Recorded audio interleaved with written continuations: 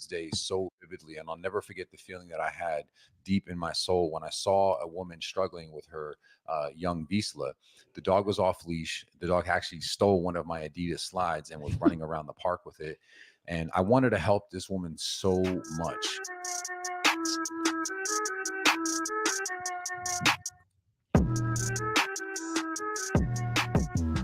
Welcome to the Pack Leader Mentality Podcast. I am your host, Antonio Diaz, and I'm the owner and founder of Leader of the Pack Canine Training right here in Las Vegas, also known as Leader of the Pack LV on social media.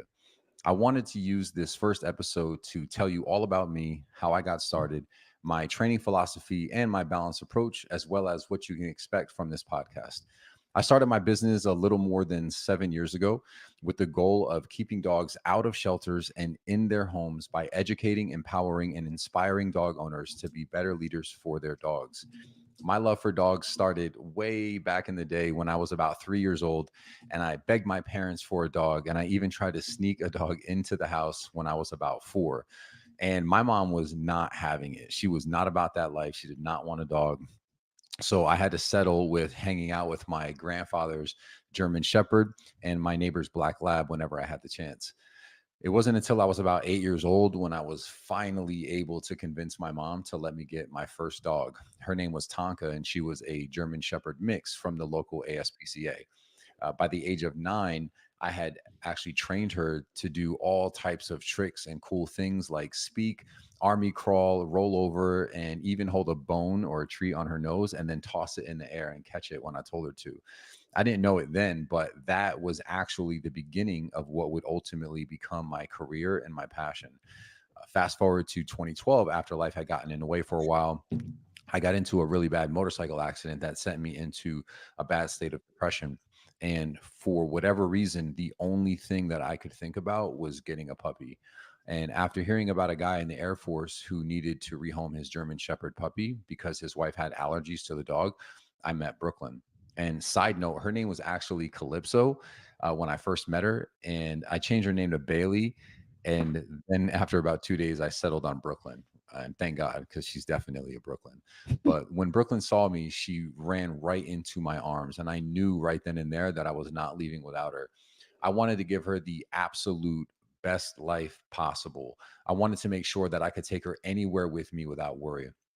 And I knew that with her being such a strong breed, both physically and mentally, that I had to take training her seriously.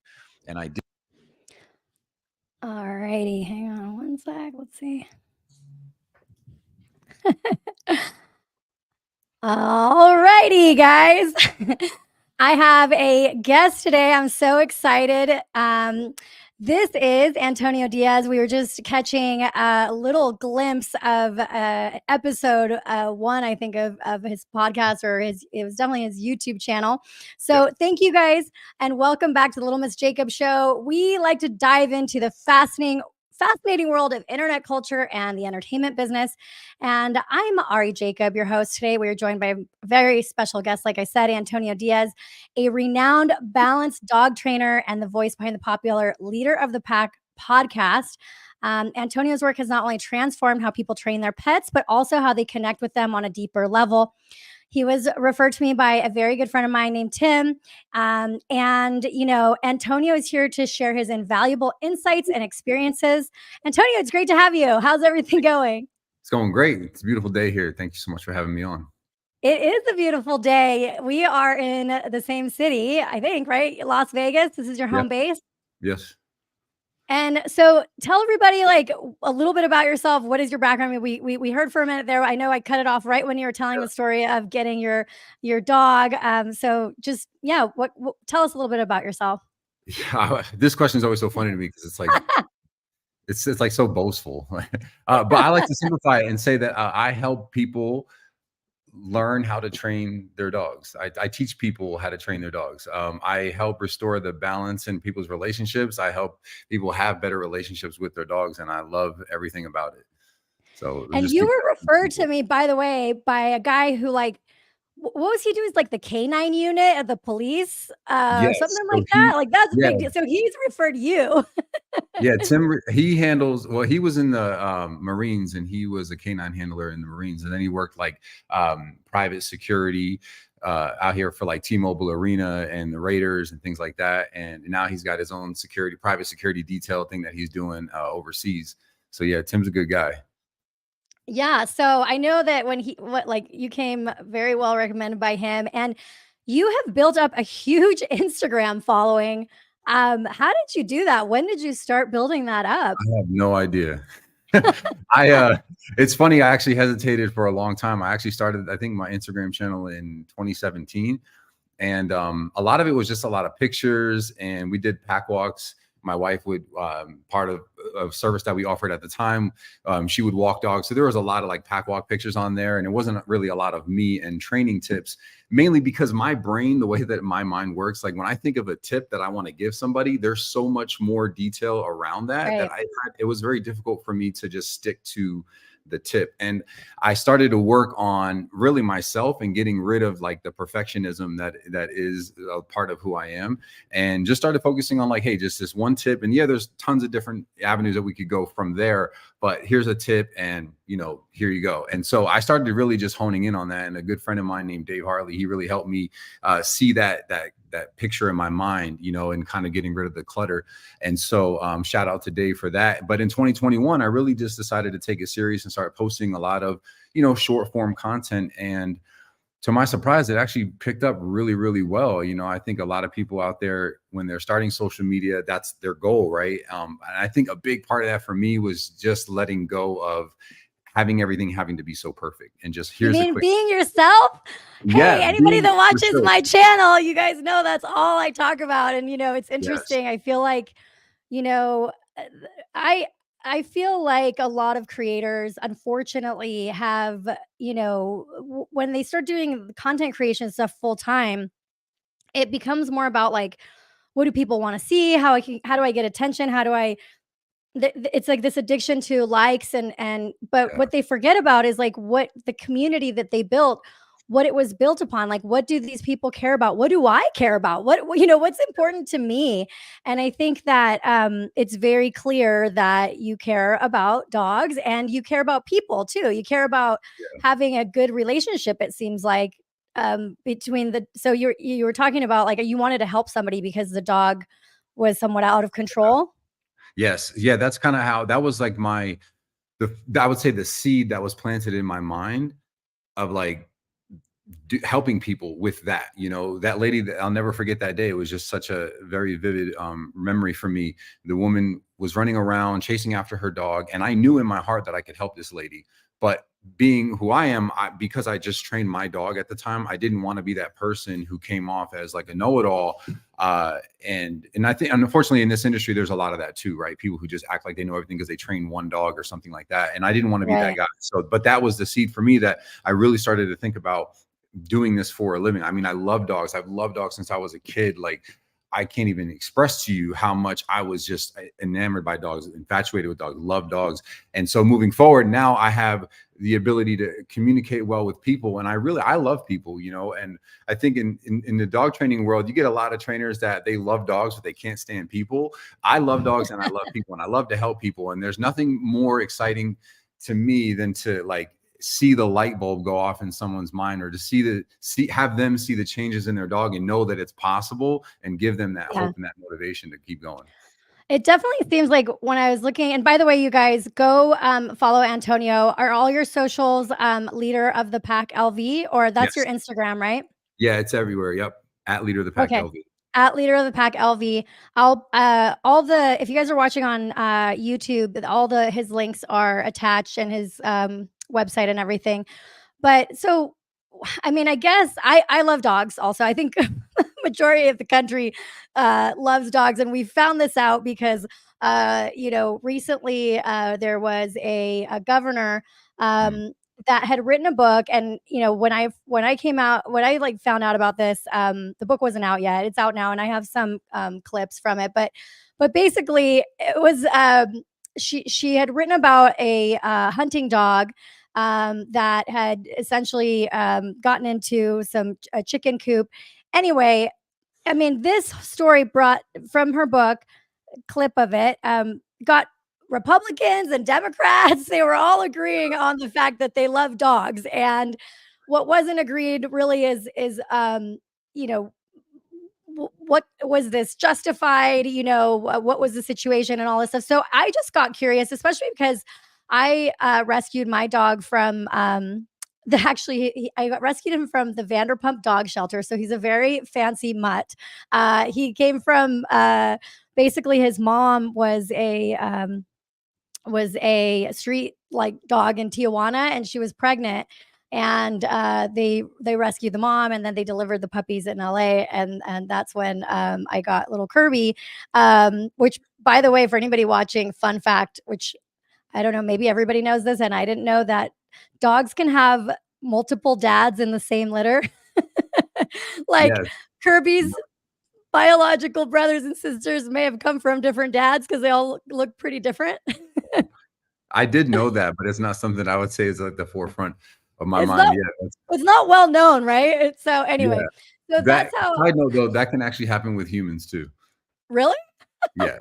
I think it's very rare. If I'm not mistaken, like 2 eggs can, yeah, it's But from different don't quote me dads? on that, No. but I'm pretty sure that is a possibility. Allegedly, okay? Allegedly, We yeah, don't yeah. know this yet. Not my area of Um, expertise, but but what's funny is that when I lived in LA, I started it was like around the pandemic. So around it was like I think he was like a year old when the pandemic happened, and so he loved to go to dog parks. I know that, you know, some trainers say don't take him to dog parks, but you know what, especially during the pandemic, and I want to get your thoughts on that.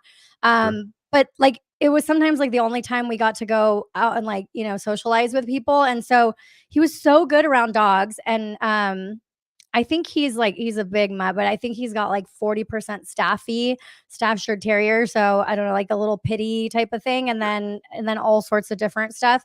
But he was like friendly. He was like the leader of the pack when he was a little puppy and playing with big dogs.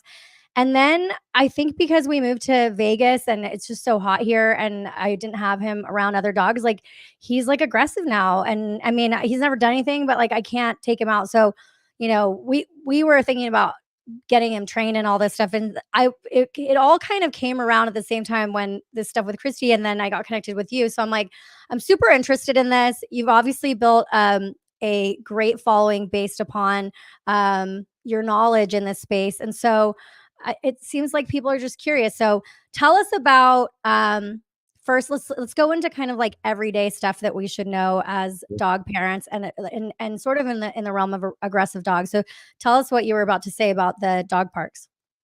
Yeah, so my experience with dog parks and clients who go to dog parks is just that they're really and it's an unpredictable environment. I mean, the whole world is unpredictable. So I just want to be clear. Like I'm not like live in a bubble kind of person. However, with dog parks, I just think that you're putting your dog and yourself at such a greater risk because to me, it's the place where people who don't have control over their dogs go. And I'm not saying that everybody that goes to dog park doesn't have control over the dog, but just generally speaking, those are the places that the people who don't have control over their dogs have to take their dogs. So for me, if I see a dog off leash at a regular park, I actually am a little bit less concerned because I think most people are aware of the liability. That again, that doesn't negate the fact that I see what you're saying. right, they're crazy dogs there, but there's kids and you know and all these other things. But at dog parks, it's like the place to bring the dog who's absolutely out of control and who has no other outlet throughout the day or in their life. And so then you have a lot of people who just don't pay attention to their dogs. And they mistake what I would call like bullying, too much rough play as like, oh, it's okay, they're just joking around. And it's no different than me running around pushing everybody and going, oh guys, I'm just joking around with you, you know, it's okay, right? It's like, no, some people don't like that, and some dogs don't like that, and people don't really see that. So they bring their dog there a lot, and the next thing you know, their dog is becoming aggressive, and it's really not the dog's fault because they're just being defensive. They haven't learned any other way to communicate that's effective, so they start using aggression, which works. And in other cases, it gives some dogs the go-ahead to become greater bullies than they already are, because now they're running around chasing after dogs, nipping at dogs, and it's working for them. So they're building a false sense of confidence. And to me, you know, again, it's just, I've seen what happens at dog parks, and I experienced this personally many years ago when I brought a dog to a dog park. A girl I was dating brought the dog, and the dog was attacked by a larger dog. right? $5,000 in Right. vet bills later, Oh my and God. the dog almost died. And so I saw this with my own eyes and experienced it. So it's just Scary too. Yeah. yeah. What I teach people is like, if you want your dog to run around and be free, I support that, and we'll definitely achieve that. But you need to do so with from the right approach. Number one is I like to help people focus on the relationship, so you be important rather than just sending your dog away and having all this fun without you, and then you're kind Oh, of like there are like, people on their phones, like while their dog is, yeah, that's yeah, bad. no one's paying attention. And then it's like this. You're basically the chauffeur, right? You bring your dog to the dog park. They probably pull you all the way into the dog park. Then you get there, you let them go. They run around like crazy, whether they're having a good time or whether they're whatever they're doing. And then you're the one that says, okay, game's over. Let's go. So you're kind of the Yeah. bad guy.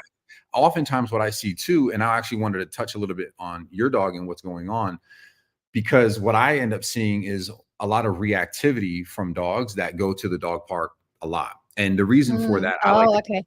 see a dog, smell a dog syndrome. And I made that up as a way to describe it as a problem. But basically, it stems from this. The dog is able to go into a dog park, and whenever they're around dogs, they're able to run up to them and sniff them and meet them at their own discretion whenever they want, right? New dog shows up, they see them, they run over, boom, who are you? And they sniff them like, okay, cool. But now when you're on a walk with your dog, they're attached to a leash and they don't have that ability. They're restricted. So what they end up doing is displaying frustration. And that could look like excessive barking, dogs going crazy, dog looks like they're going to kill somebody, they're aggressive, etc. But really what it is it's frustration. The dog is like, I'm used to getting what I want, and now I'm not getting what I want, and I don't like it. And so this is just something that, again, I see a lot with people who bring their dogs to dog parks and they go, oh, I don't know, my dog was always cool with dogs. And now whenever they see a dog on a walk, they go crazy. And I'm like, it's Okay.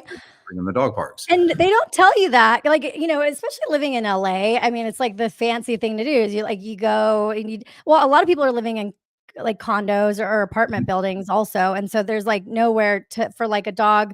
My dog's like, maybe like 40 pounds for him to be like running. He likes to go out and get exercise. Now we have a house with grass and stuff where he can run around, which is amazing. But, not everybody has that like luxury. And so I think it is, I mean, I guess, what do you recommend for people that live in an apartment and, is it just like them walking their dog and taking like, multiple times a day and the dog can't It like can be. run freely?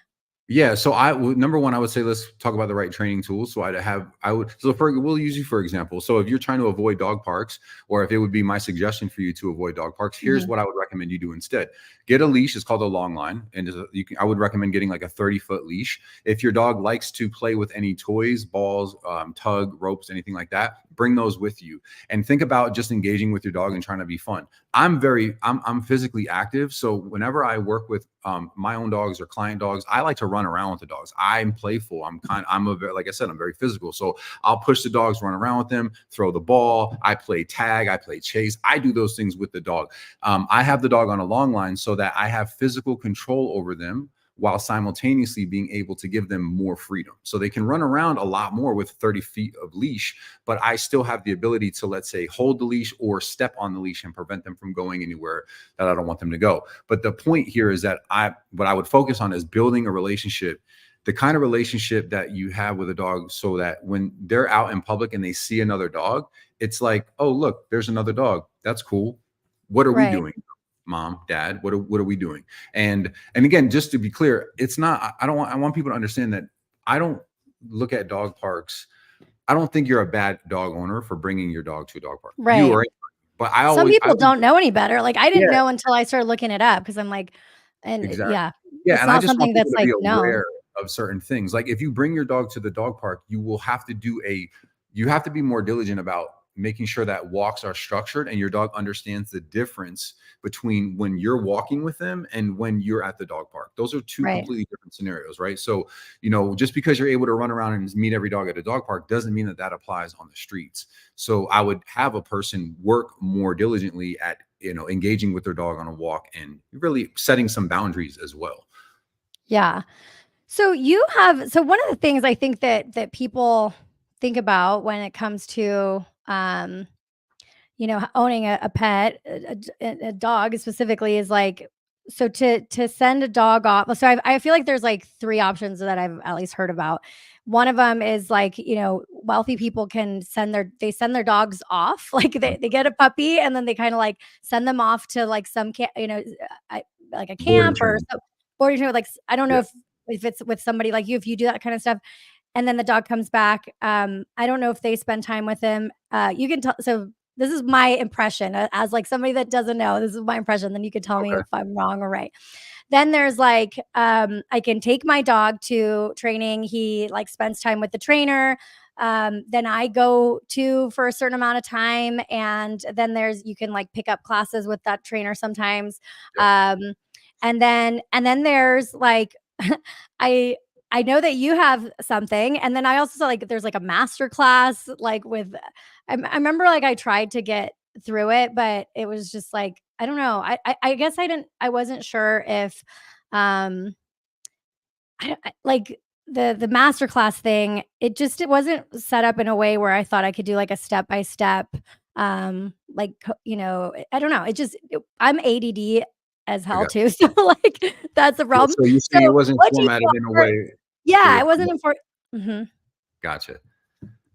So So what is the real thing that is out there? so And what do okay, you offer? I'll touch on. So what I'd offer my clients is mainly private one-on-one sessions. So it's my belief that that's the best and most effective way for people that need really clear direction and kind of are like don't know what to do or where to start. Um, because when I come into someone's home, I'm able to get a really good grasp on their lifestyle, what they do, how they interact, and see how they interact with their dog and how their dog responds to them. And Mhm. then I'm able to, and I take a lot of things into consideration. Like, do you live in an apartment, right? So if you can't, some people can't train in their home because their home is kind of small and very tight. So we find the right space to do that. That's mainly what I do, right? So the private sessions to me are very, very valuable because I'm able to literally and figuratively hold people's hand through the training process.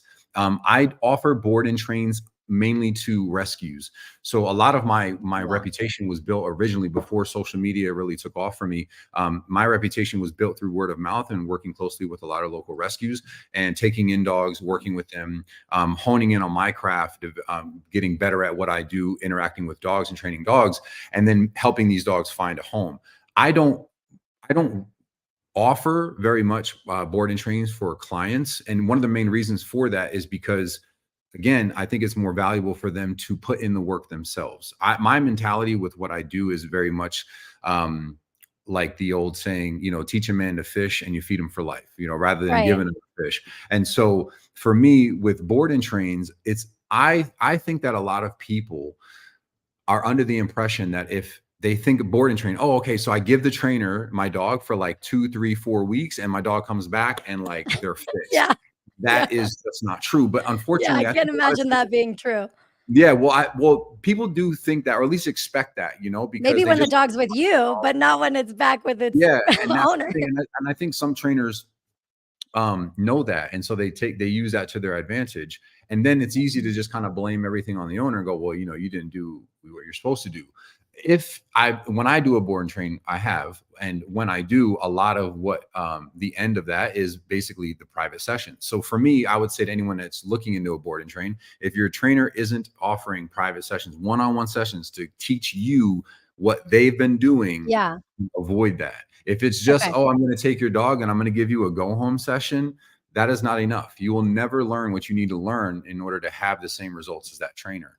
So, and then of course we have group classes, and then I offer group classes, and then also I have an online course as well. But I think like the more you get away from the trainer being hands-on with you, the more you have to rely on yourself to be able to, really figure things out. So, and some people are really good at that, and some really just need that one-on-one. And if they do like an online course, I mean, what is that? Is it like a PDF? Is it a video? What Well, do for me, they so for my you? online course right now is I did a seminar a couple years ago, and I took the seminar and the points from the seminar and turned it into a course. I added Nice. a couple of training exercises in the course. It's called the Pack Leadership course, and it really focuses on getting a good grip on the out of control dog that's in your house. Okay. My next course that I'm working on is basic obedience, where we'll be taking some things outside. I might eventually even combine those. And then I'm going to be working on loose leash courses, which is basically teaching your dog how to walk, no more pulling, and then reactive courses as well. So right now I have the pack leadership course though. Very cool. Yeah, I'm definitely gonna have to check that out. I mean, I know you're like booked out a lot, but we might have to figure out when you have a space open because Yeah, let's do it. I would love to have you work with Kirby. But all Mhm. right, so I've seen other social media, I guess, creators who are dog trainers, and some of them like I don't know if they're making the videos to be like, Dramatic. ki yeah, or like, I don't know what the guy's name is. I don't even wanna call him because I forget his name, but there's like one guy, do you know what I'm talking about? I He's probably like do. he's just wild with it. He wears like wild, crazy Gaudy, clothing. What is it? gaudy clothing. Yeah, yeah, Yeah. Yeah, I know who you're and talking I'm about. just like, I'm no I mean, what do you think about we'll just say like people, that Yeah. category of dog Yeah, trainer? I think Because I've that, seen and that's I what know, people are saying. yeah, I mean, I've had some people in my comments accusing me of like, I guess the same kind of thing, which is not true at all. I'm I feel like genuinely, you're so different yeah, I than mean, that I guy. would No agree, but offense to hey, him. but again, I mean, these are just people that, whatever, we'll call them haters. But so Yeah. as far as like what we're referring to, yeah, I'm not a fan. And one of the main reasons though is because in my experience and the way that corrections are applied in a lot of those videos, I have worked with a lot of dogs and I have never met so many dogs condensed that need that type of training. And I just don't agree with it. I think Oh, that, I see what you're saying.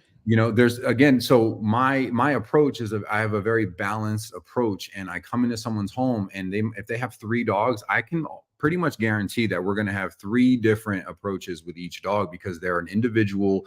They you know what I mean? There's so many factors Yeah. that go into that. There's also the owner. So yeah, and when I watch some of these videos, yeah, it's just like they're all the same. They're all So just a lot of heavy corrections, and I don't think that it's that's not necessarily that is like the wrong way. It's just that that's like everything he's showing is like is yeah, almost like over dramatic. It's not to say that no dog needs that kind of training, but correct.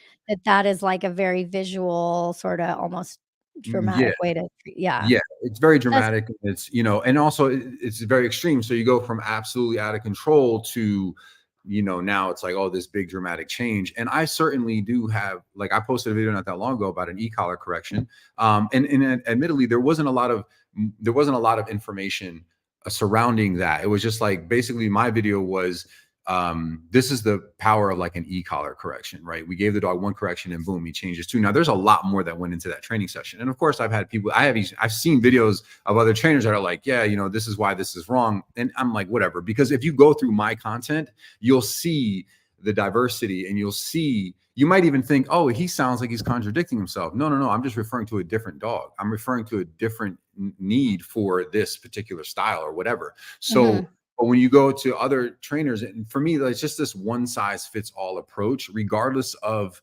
whether you're using heavy corrections or you're just like throwing food at all of your problems. I don't agree with either of those. I think that I've met plenty of dogs where I tell people like, we really need to take it easy on your dog. Your dog is overwhelmed. Your dog doesn't know what's going on. We need to be focused on positive reinforcement.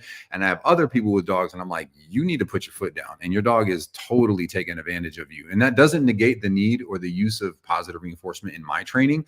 But again, the emphasis may be placed elsewhere as needed. And that's Yeah, just that makes sense. Um, well, let me so I guess as while I pull this up really fast, so we can like react to it. Do you feel like the majority of people that reach out to you, is it just like because it's I can't imagine it's all aggressive dogs. It's got to be like some percentage like aggressive, maybe just like hyper or something. Mhm. Don't listen. Every My dog barks at the TV when he sees yeah, any type of animal, like even if it's like a cartoon. If it has 4 legs, he's barking at it. that's funny. And That's a we common got problem. him. Is it? Yeah. I feel like people see it and they're like, "That's wild. Your dog literally watches TV." Like he sees us when we get the remote, and he'll just like go and look at the TV. He's waiting for Yeah, he's waiting for it.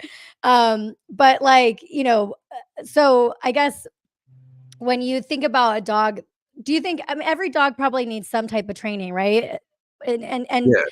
and do they need training? Can they get training after they're puppies, or is there like a certain point where they can't be trained anymore? I think it's so I would say that it depends on what you're working on. So with regard to age, I would say that to imply that a dog can't learn anything new because of their age would be the equivalent of saying that your grandmother can't learn anything new because she's old. Now, if Okay, there's that's a good some point. sort of like illness, like cognitive disability, then yeah, of course. But I would say with an older dog, the only real limitations would be physical limitations. If they're healthy minded and of a sound mind and they're physically able to do things, then you can certainly train them to do things. With regard to like behavior, I would say, yeah, you can certainly, again, like change or modify a dog's behavior. But one thing that's important to understand with dogs, just as same with people, is that the more a dog is able to practice an unwanted behavior or particularly live a certain lifestyle, then you might be met with a little bit more, let's call it protesting, right? Or resistance to change that. And that's expected. But when you're aware of that, I think it helps set you up to be more successful rather than thinking that, it's supposed to change overnight or something like that. Yeah, for sure. Well, I'm curious. So I watched a lot of stuff. Megan Kelly and Michael Knowles, like basically were talking about this, and then I have Kristi's book. I did want to talk to you about Kristi Noem, Let's talk about and and so look, guys, anybody watching, we're not discussing if Kristi Noem is a good politician, if she's a good, person in general. Like we don't know her personally. We're just, this isn't a story that somebody else, even though the media picked it up. I mean, this is a story she chose to put in her book. And as somebody who is like understands how the media and, how talent operates in the sense of writing a book. I mean, you have to have multiple people on a team read it. You have to have an attorney, an editor, you have fact checkers, all this stuff. So this was deliberate that it was put in the book. I mean, she even has an audiobook where she is narrating it. So the reason why I think it's fair for us to be able to comment on this is because she deliberately put it in her book. And I don't know if it was in the things that I have heard, it I think was meant to show that she can do hard things when it's required. However, I feel like most people with just a little bit of not common sense, but just like empathy towards our animals are not understanding this. And then some people are on the other side of the argument are like, you don't understand, like this is a hunting dog, it's different than like a pet dog. And since I have no experience with that, it is an interesting story, just to like understand. So let's kind of like react to this clip, and then there was a guy on Twitter that sort of broke down his experience with dogs. I don't know if it was like on a farm or something, but and he's an attorney also. So he had a really good like written breakdown on Twitter that I'll pull up. But yeah, it'll just be interesting to see what you think. And, let's just be clear that no matter what Kirby did, I mean, if he did something terrible, I would blame myself. I mean, I love my dog too much. I couldn't like just take him at the back and shoot him. I hope most people, or probably most people are in agreement with me, but let's just see. I wanted to give Kristi Noem the benefit of the doubt, because like I said, I'm not a professional, and I hadn't bought her book. So we have her book, but let's play this clip first, and then I'll find the part in the book where she actually explains a little bit more about it. So let me. Puppy in the face. Who shoots their puppy in the face? Listen, I don't I don't want to be the one person out here defending Kristi Noem. I agree with you. She's probably out of the beef steaks. I don't really care that much about Kristi Noem. And I agree with you. It's bad politics to shoot your puppy in the face and brag about it. I agree. This is political campaign school 101. It's not a smart thing to do. However, in Kristi Noem's defense, who do you want to be a governor of your state? Do you want someone who's really nice and sensitive and feeling, or do you want some cold-blooded killer who takes Cricket out to the gavel pit and puts Cricket down like old Yeller because he ate all the chickens? These are not the choices. You want the really nice? No, you.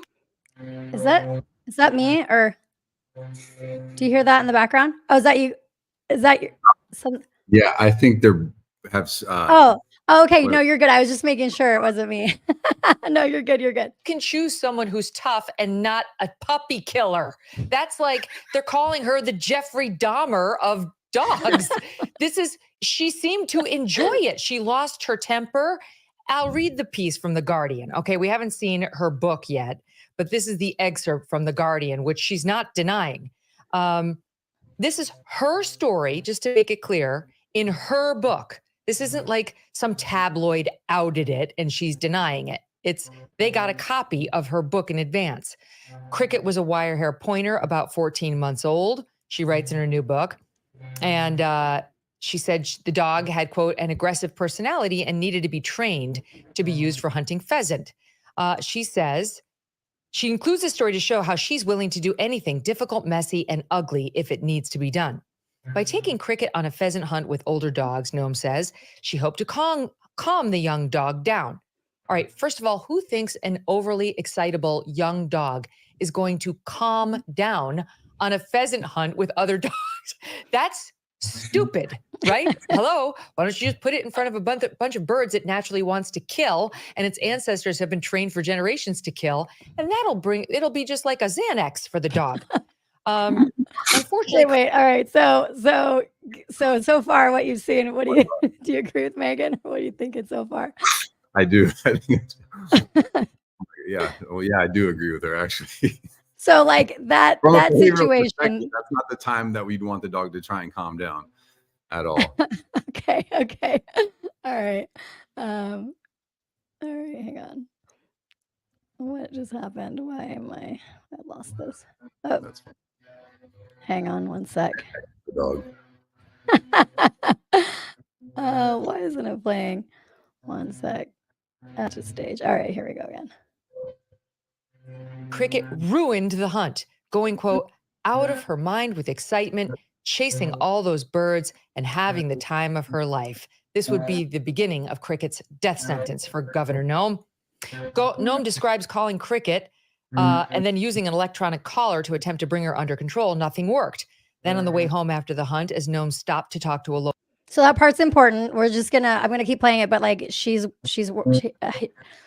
saying that there's an electronic collar on the dog. Local family, Cricket escaped Noem's truck and attacked the family's chickens, quote, grabbing one chicken at a time, crunching it to death with one bite, then dropping it to attack another.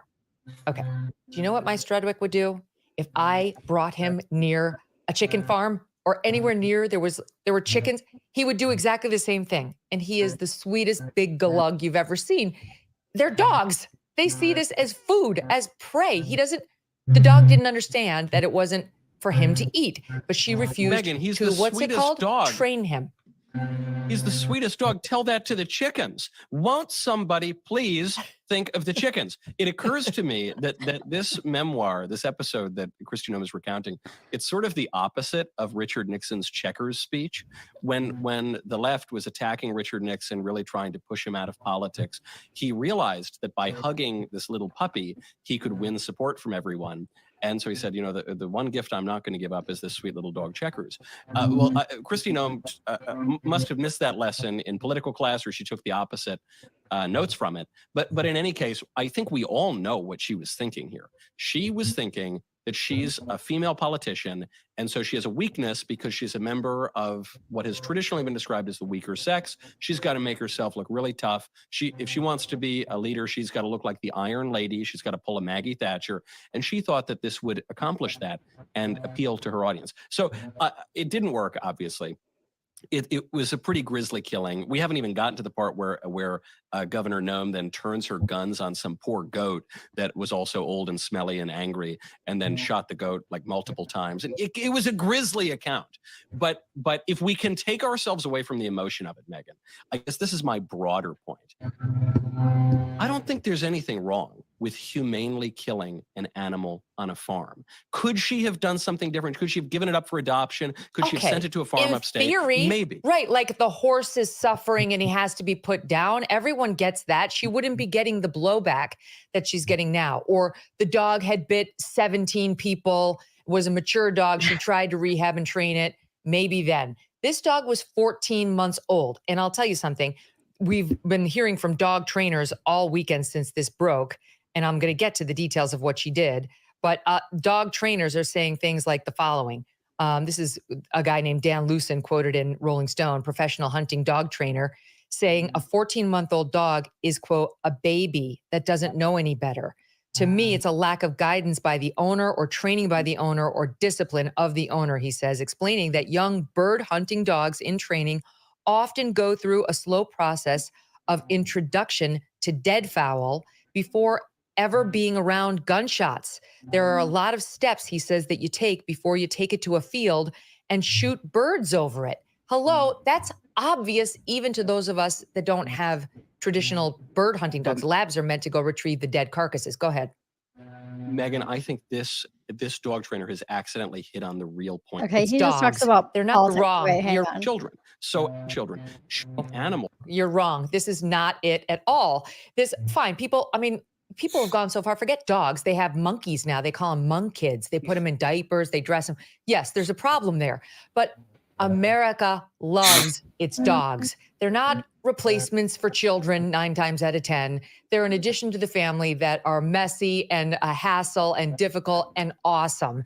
And you get them because it's fun to love them and have them love you and play with them and teach your children how to care for animals about what happened and all of that. So this thing is stretched across party lines. It's true. Democrats and Republicans are outraged by her behavior because dogs tend to be extremely sweet. And the fact that this puppy killed chickens, which are below him or her, Cricket was a she, on the evolutionary scale, right? Thank you. Doesn't say anything about how aggressive it was.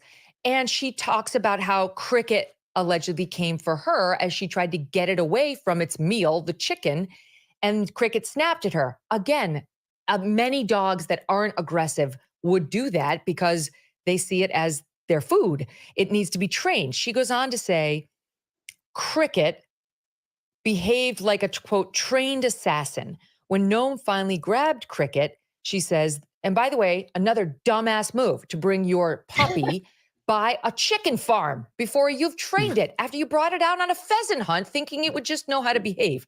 Okay, the dog, quote, whipped around to bite me, right, because you were trying to take food out of its mouth. Then, as the chicken's owner wept, that's also a problem. I don't know who's crying over their chickens. Okay, but I guess you get attached to your chicken. Emily Zanotti, she would tell me so. Noem repeatedly apologized.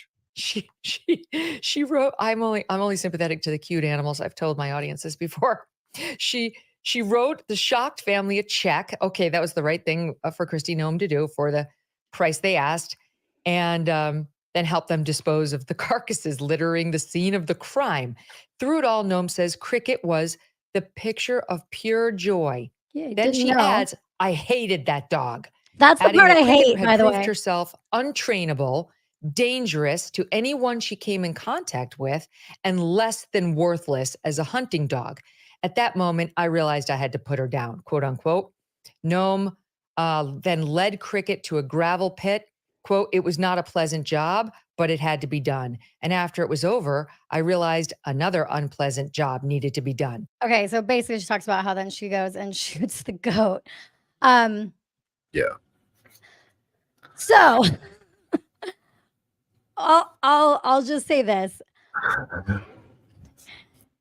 If you have to do a hard job, it's not a hard job to kill something that you hate, in my opinion. You know, it's that part cut deep, and that shows like intent in my opinion. But anyway, and she says he's worthless. So, you know, um and my just thoughts as like a human being that doesn't know, you know, just as a dog owner is that um you know, at least if I had to put my dog down, I would take him to a vet, you know, in town, and I would be holding him while they euthanize him, like, you know, in the most comfortable way that they could do. If there was no other way, I certainly wouldn't just, you know, basically shoot him in the back. So anyway, what are your thoughts? You know, I have the book in front of me. I mean, it's pretty much what she said.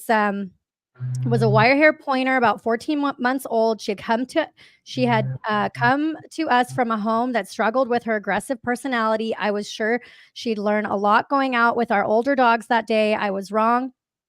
Within an hour of walking the first field, Cricket had blown past the group, gotten too far ahead, and flushed up birds out of the range. She was out of her mind with excitement, chasing all those birds and having the time of her life. The only problem was that there was no hunters nearby to shoot the birds she scared up.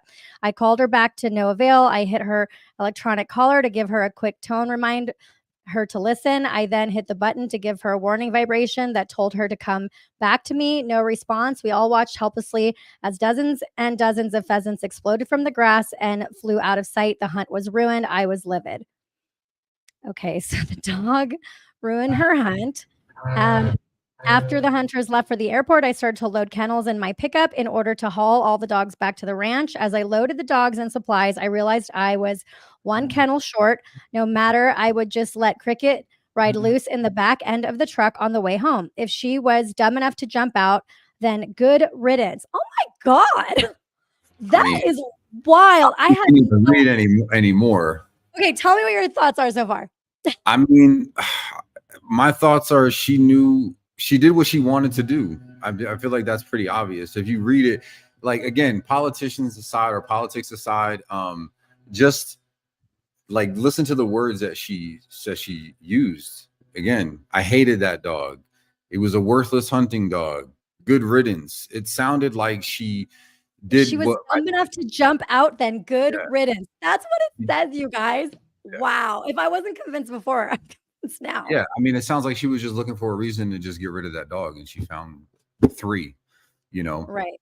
If I'm being completely honest, I feel like this is a person who just sounds very like they lack empathy. They're not compassionate at all. And I don't know the gentleman's name that was in that clip. Michael Noem. I think he was trying to take that.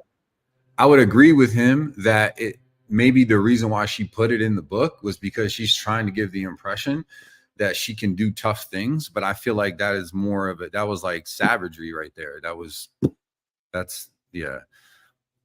Yeah. If you were really trying to, the thing is I was wondering whether or not there was like any attempts to train the dog or even use something like an e-collar.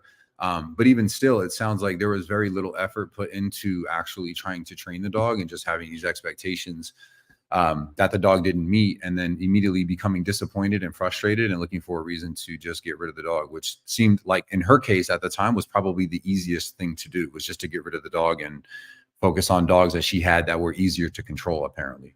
Yeah. I mean, what are your thoughts? Because I know you're not supposed to just like throw an e-collar on your dog and then zap him when he's like with other dogs, or like, because that can lead to like aggressiveness, right? So can you talk a little bit about e-collars and what we should know about them?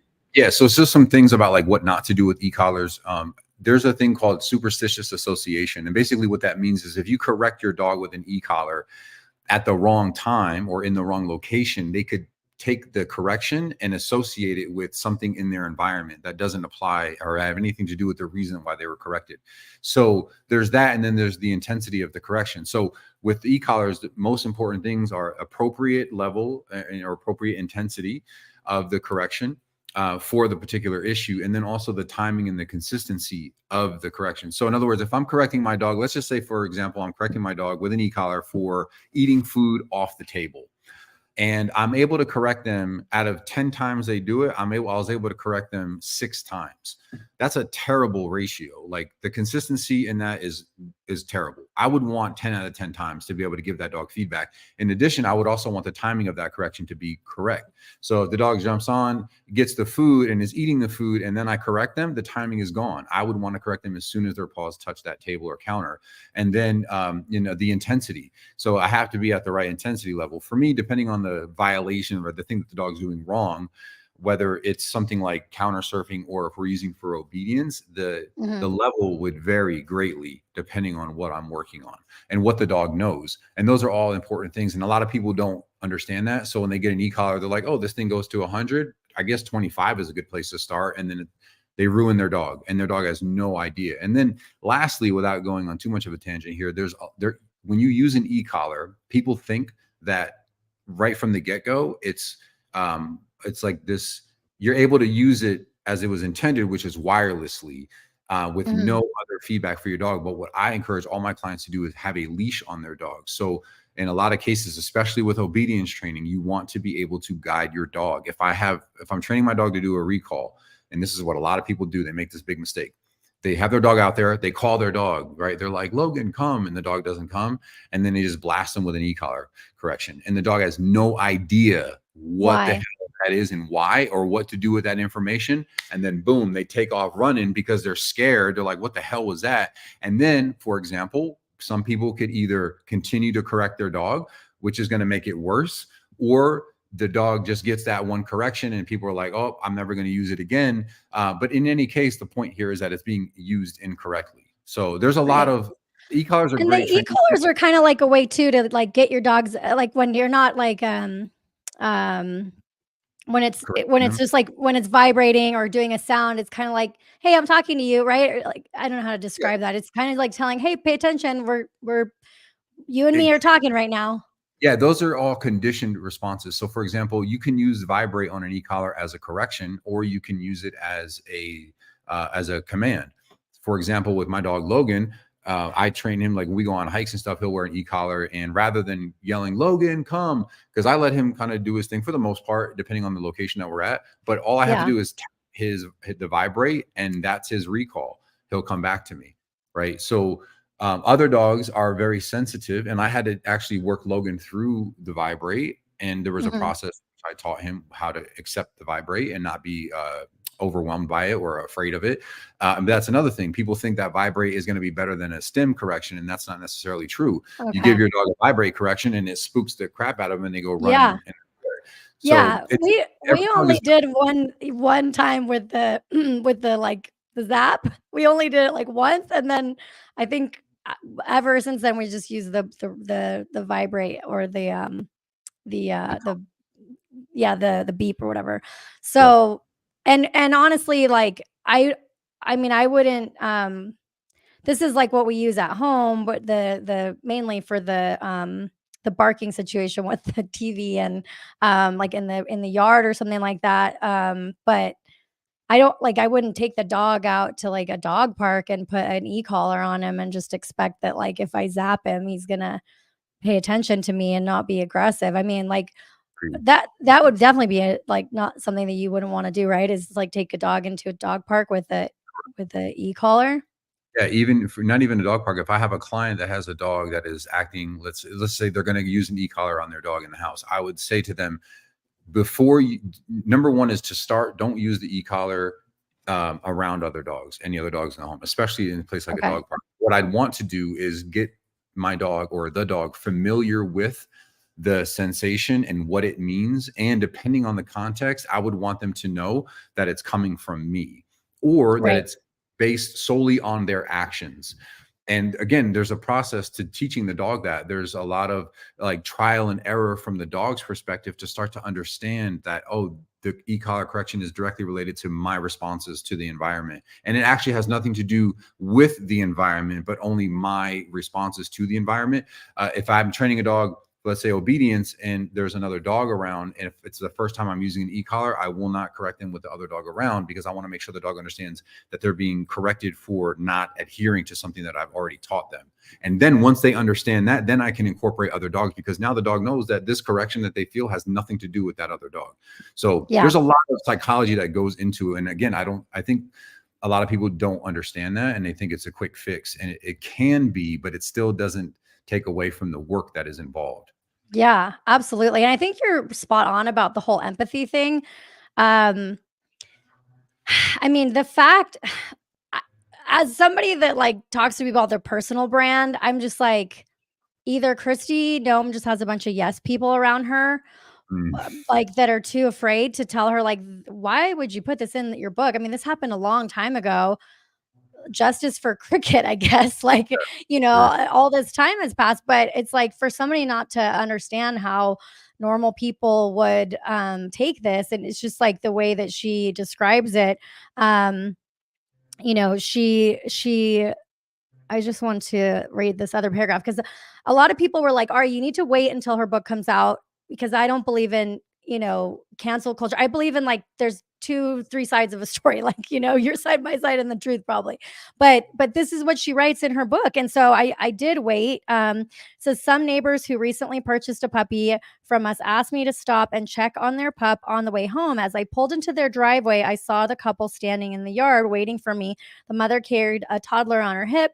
I brought the truck to a stop, got out, and started to play with the puppy and make small talk. So she ignored that she had the dog in the back, right? So she's doing her own thing. Kristi Noem is. I brought the truck to a stop, got out, and started to play with the puppy. Suddenly, out of the corner of my eye, caught a glimpse of Cricket launching herself out the back end of the pickup truck, which, by the way, the dog should have been like attached to something, right? I mean, and racing, it says, as she says, and it was racing across the yard. As I swung around to see what she was after, my stomach dropped. Chickens. Once again, she didn't even flinch. I could hear the mother behind me yelling, "My chickens, not my chickens." Eventually, I got my hand on her collar, and she whipped around to bite me. Shocked, I dragged her back. Well, she didn't get bit, though. Shocked, I dragged her back to my pickup truck and threw her inside the cab. I took my checkbook out, grabbed a pen, slammed the door, and faced the music. I mean, Kristi Noem is explaining what she seems to be unhinged and angry at the dog at this point. There were bloodied feathers everywhere, blah, blah, blah. So, and then she basically, I hated that dog. As I drove home, she's it's so sad too. When I got back into my truck, Cricket was sitting on the passenger seat, looking like she had just won the lottery, the picture of joy. I hated that dog. I mean, I just don't like Kristi Noem. I'm sorry, guys. Like, I don't know if you liked her as governor or whatever, but like, this is not how somebody with empathy reacts. So, I guess just like on the note of dogs going for food, or, you know, a pheasant or something like that. What's your experience with that? And like, you know, at that point, what are you supposed to do? I guess, what do you say to do if your dog is launching at another dog, or be prepared for that. So once if it happens once, assume that it'll happen again. So if it happens twice, that's your fault, right? The first time, I get it, you know, you weren't expecting it, but after that, you know, you put a leash on the dog. And if we already knew, and it sounds like she did know, that the dog had like a high prey drive and, you know, just loving life, that's what they're genetically bred to do, then let's be cautious and not have the dog chilling in the back of the pickup truck without a leash and not attached. And we know, whether or not you argue that a dog should always be attached or not, whatever. But when you have a dog that has that potential, and you know that, then I would say the fault is on you for not having the right preparation. For me, in terms of like any type of solution for that, again, training tools. So having the dog on a long line, I would certainly use an e-collar with a high prey drive dog like that. I mean, just set them up in controlled scenarios so that I can anticipate it. Not when I'm trying to have a conversation with someone and dedicate all of my mindfulness to that person in that conversation, then be overwhelmed with the fact that my dog is losing it right here. So again, it's something that I teach all my clients. Like, for example, if you have a dog that's reactive when you have company come over, then guess what? Whenever you have company come over and your dog is out, you are in a training session. If you don't want to be in a training session, then put your dog in another room, period. Right. So that's just like, for me, one-on-one stuff. And with regard to the dog snapping at her, In training, it's called redirected aggression or frustration. I mean, think about it. The dog is in a state of high drive, and it's no different than if I'm going after somebody. I mean, if I'm a professional fighter, I'm not necessarily angry. I'm having a time of my life. I love this stuff. I'm bleeding out of the face and I don't care. I dig it. So I'm over here doing my thing, and all of a sudden you come and grab me and pull me off you. My first response is going to be like, hey, get the hell off me.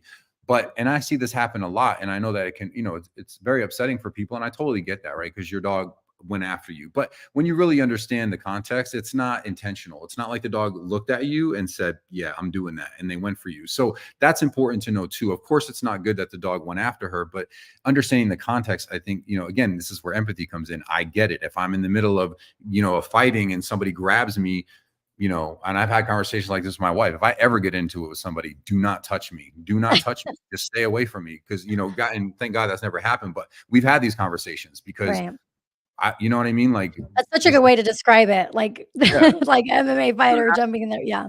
Yeah. So, and something like that to me is certainly not a check in the box of that dog should die. That is not. Okay. Yeah. So this is what I wanted to get to, because you said that you work with like different shelters and things like this. So, I mean, I'll just tell a quick story. So my first dog that I rescued from a dog shelter was this little like 5-pound Chihuahua that we named Harper. But when he was at the shelter, he was like, I guess, biting at everybody. I don't know. I mean, when he was with me, he was like so nice and I wanted him, but the people were like, are you sure you want him? Because, he's aggressive and he bites everybody. And I'm like, literally, I adopted him and the dog never bit anybody. I mean, by the way, even if it had, it was literally a little tiny 5-pound Chihuahua. But they were like saying they were going to put him down. So I know it's a different situation. This was a pointer, like in the thumbnail of this video. I put that type of dog, but to put it down right away.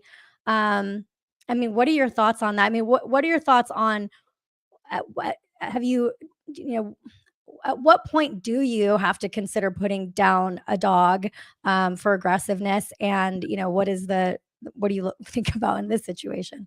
Well, for her, I think, like I said, I think she was looking for a reason. Honestly, just reading the words that she wrote, in her own words that she described it sounded like she was looking for a reason. For me, I would say I would consider euthanizing a dog or recommend that if there is a dog who is actively and intently trying to go after, people. I would say, for one, people, potentially other animals. But the thing is like, we have to consider, for me, when it comes to these decisions, I if I'm being completely honest, I'm like, does the dog have to die? I would say no. Can we manage the situation here? And if I'm speaking I'm gonna be frank. Like, if I have children and I have a dog and they attack my child, like, I honestly can't say for sure that I wouldn't go in the yard with a gun and handle business in the moment of like pure rage and protection of my child. You know what I'm saying? Yeah. Like, I'm not saying that I would do that, but I can certainly see that like reasoning, in my mind in the moment, like my kid, etc. And I tell people that too, when they have children and they have a dog who's attacked their children, not that they should put the dog down, but this is a strong case for me in rehoming the dog. Right. And a home that does not have children. Don't even let it get to that point. Yeah. And so when it comes to actually having to put a dog down, I think that for me, realistically, those situations have to be very extreme, because I think for the most part, dogs are fixable. I really haven't met a lot of dogs where I'm like, yeah, this dog is just lost cause, man. And the few dogs that I have met like that are usually fear trauma based. So they've experienced some trauma very, very young that really just, they're very, I would say, like skittish and defensive, and it's very difficult for them to come out of that mentality. And again, very, very young trauma. But as far as like a dog who is viciously trying to kill others, I haven't met a lot of those dogs. And I don't think that that's because of my lack of experience in the field. It's just that those dogs are very few and far between. And I talk about that a lot with, like, if you're being chased by a dog, don't run. Because most of the time, these are like bullyish type insecure dogs who have learned that doing this makes people go like that. And so when you stand up to a bully, what do? They're like, well, this is weird. This isn't normally what I get. And that's most of the time. So I really have a lot of dogs that I'm like, yeah. And I have never recommended euthanasia to a client ever. I've only recommended rehoming because I've never met a dog that I felt needed to be killed. So I don't really agree with it. And especially, like I said, it just sounds to me that she really like was looking for a reason. Right. Yeah. Well, and then I guess she went and killed a goat. So yeah, it seems a little bit like psychopath behavior, but that's my opinion. But yeah. So I guess like, and I think the thing that really hits me too is that she describes the dog as like being playful around humans, around you know what I mean? And I think that's the part that's And really excited. sad. She also used the word excited. We're talking about a 14-month-old dog too. So do you agree that that's a puppy or like yeah? So like some people online were like, that's not a puppy. That's a year. I mean, yeah, they're puppies and they can be a puppy up until almost 3 years old. They're not technically full grown adult dogs until 3. That's like the official number. But just like people, some dogs can mature a little faster.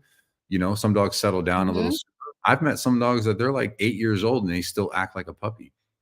Just like we've met 40-year-old men who still act like a person. Women too, you know. Totally. Every dog is an individual and has to be met with that understanding. We meet dogs where they are. We don't just, throw all these I don't know, like these labels on them. It's like let's meet the dog. Let's find out why they are the way they are. There's genetics, there's their own experiences, and there's also you still there? Yeah, sorry, my camera it's all good. overheats, so I have to use my computer one sometimes. Okay. Yeah. But you got their genetics, you've got environment, you've got experiences, and then and when I say environment, I'm referring to how people in the environment respond to and react to the dog, which would lead them to feel about certain situations. So yeah, absolutely. So I mean, sounds like people's gut instinct is what sort of is aligned with what an expert thinks. You're with dogs all the time, and I think some of this is just a matter of, I think, empathy and like common sense. You don't have to be a professional dog trainer to understand that what she did was at the very least like seemingly unnecessary. Like there's other options. And so I think that the criticism is fair that she's gotten. And like I said, we waited until, they didn't have to really pick apart the book to get Kristi Noem went on later and said, basically fake news and the media lies, which I agree, the media does lie, but she was serving that up on a silver platter for the media because they didn't have to twist the story very much or at all, because what she wrote in her book is what she said. And even like today is the first time I read that she's like, oh yeah, if she jumped out of the car while I was driving, then like the dog is dumb. And just like, who says that? Puts it in a book? I don't know. But so one last thing I wanted to share on this is so can I just say something real quick? Yeah. When I was like 13 years old, I jumped out of the back of the truck. No. My dad was how did that happen? And I was just like, I'm a very adventurous person as a young boy. But yeah, so like, I mean, we're all curious, so yeah, it's easy to say that dog was dumb. Maybe I was dumb too. I could say that, yeah, I was dumb. I was 13 years old and I jumped out. I thought it was cool, and I hit the ground and I was tumbling. Oh my God. But yeah, I say that because I always like to draw parallels between dog behavior and human behavior. And I understand that kind of can get into muddy waters where people really start to, it's called anthropomorphization, where you apply like human thought and emotion to animals and even like stars and things like that. But there is a lot of truth there's a lot of truth in that dogs are a lot like us, the way that they respond. And I can find so many examples where I can compare, and this is just another one for me where it's like, well, I'm a human and I jumped out of the car too. Like we're curious. creatures, humans and dogs alike. And I've seen dogs that do curious things because they're like, I wonder what, I mean, who knows? But like, yeah, to me, something like that just isn't, nothing of what she said in that book would add up or equal to, yeah, unfortunately, we got to kill this dog. I mean, it's just, it doesn't, you know? Yeah. And if it had Yeah. to be done, then at least like put the dog to sleep, just take it in the back and Right. a bullet in And his head. that's what I had a friend that was like, saying that sometimes the people that do that, it's like they're doing it to like save a buck because they don't want to take it into the vets and cost $200 or something to do it that way. But it's like, Kristi, and maybe it's out of their way. They have to drive an hour to the vet. I don't know if you live in the country or whatever, but it's like, well, that's the least you could do for the dog if you're going to have to put it down. When I was tweeting about this, I was comparing it. Have you seen I think it's on HBO. Have you seen the book about it's called The Last of Us? Have you seen that show, The Last of Us? Familiar About with the it. mummy?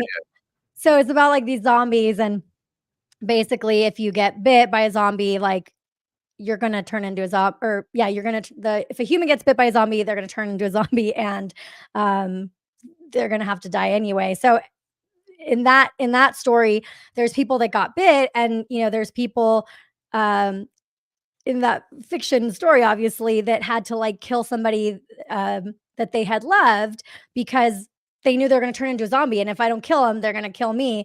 And so that is bravery, right? That's like, okay, I have to kill somebody that I love because they're a zombie now and they're going to kill everybody if I don't, that to me is courage in this fake story. But the thing is, And it's a very difficult decision.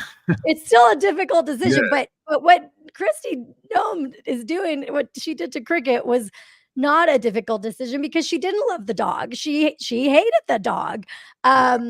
So this is I'm glad you're okay, by the way, when you jumped out of the car, when you jumped out of the truck. That's just That's one how you got so thing tough. that I did. Yeah. I've also I jumped off a roof when I was a kid, tripped on the gutter and landed. Yeah. I was very Oh my adventurous. gosh. I love it. All right. So this guy, Justin Kittle, he is so he says, he's from the time that I could crawl, I've been around hunting dogs. My dad raised treeing walkers, and currently we have a treeing walker. I don't know what that is. And a German short-haired pointer bird dog on the farm. I'm neither a Republican or a Democrat, and I have limited knowledge of Noam's political dealings. It's crazy that we have to say that. Yeah, This because isn't political.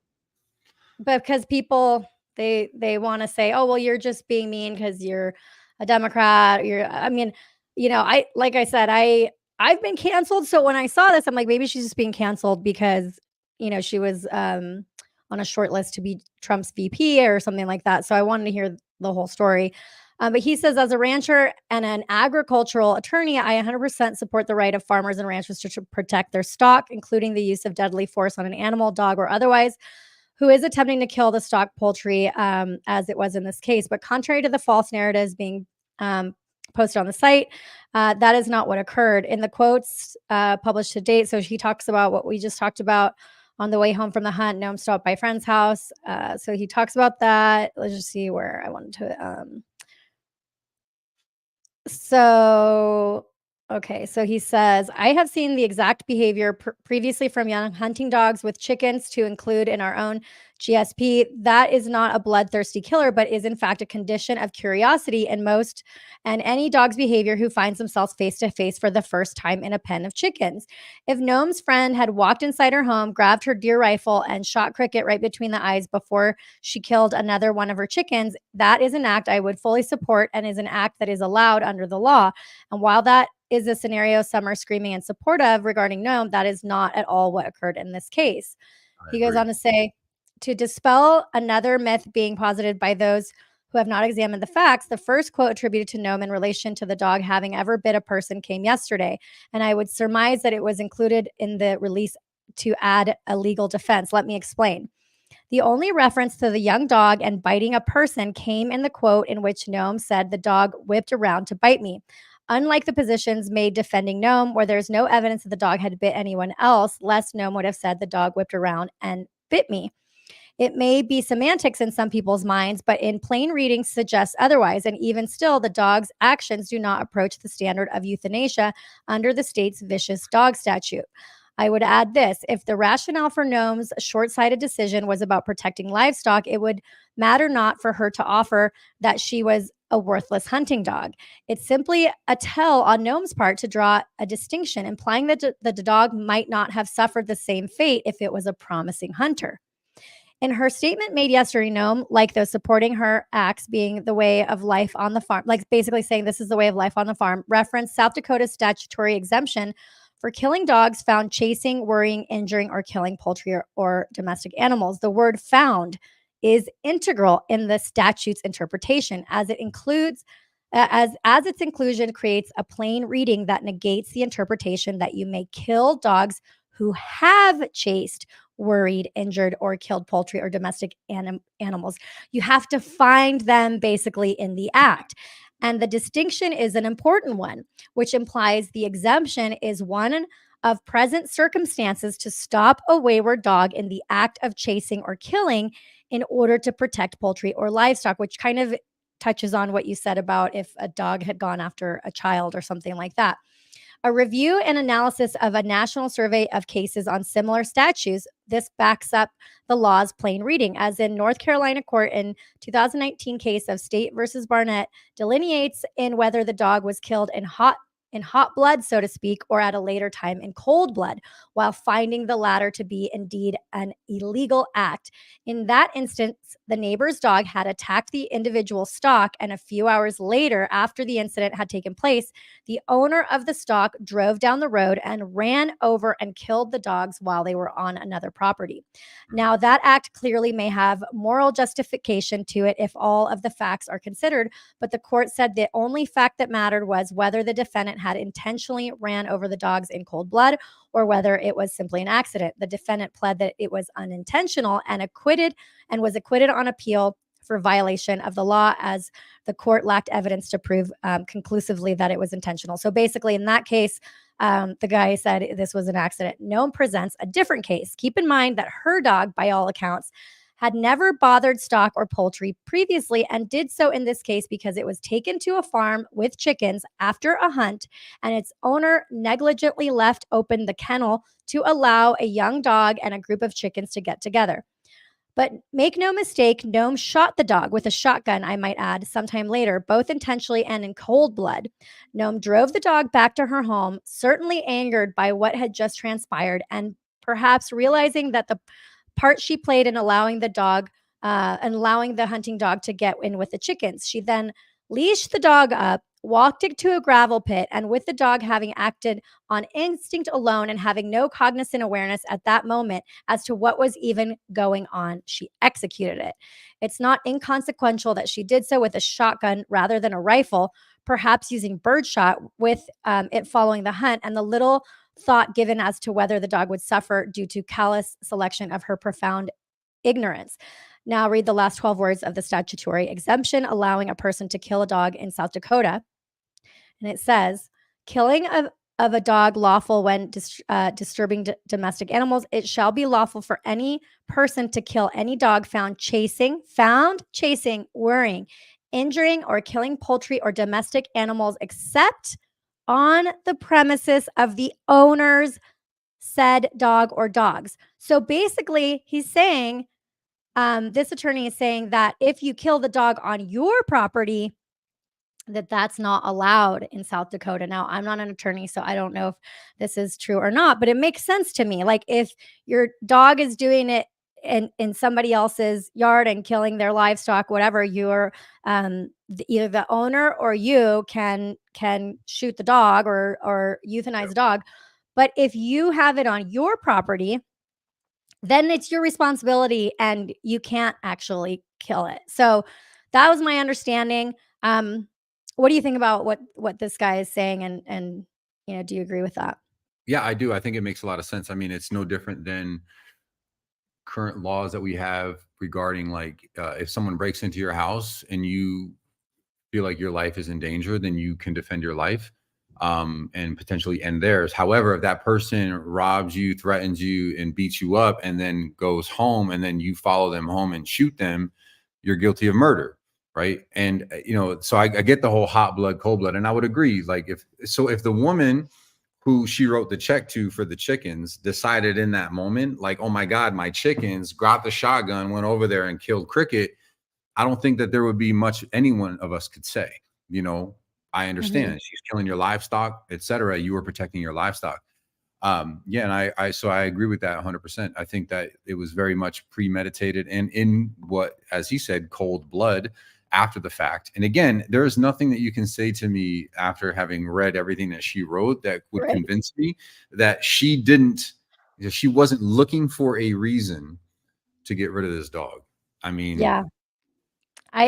yeah, even though I really wanted to give Kristi Noem the benefit of the doubt, I think in this situation, and I mean, to be honest with you, I don't think I would want a leader that gets rid of their problems by shooting them in the back when she's unhappy with them. So, I mean, especially if just because you don't like something, that seems like the easy way out, I guess, is the best way I can put it.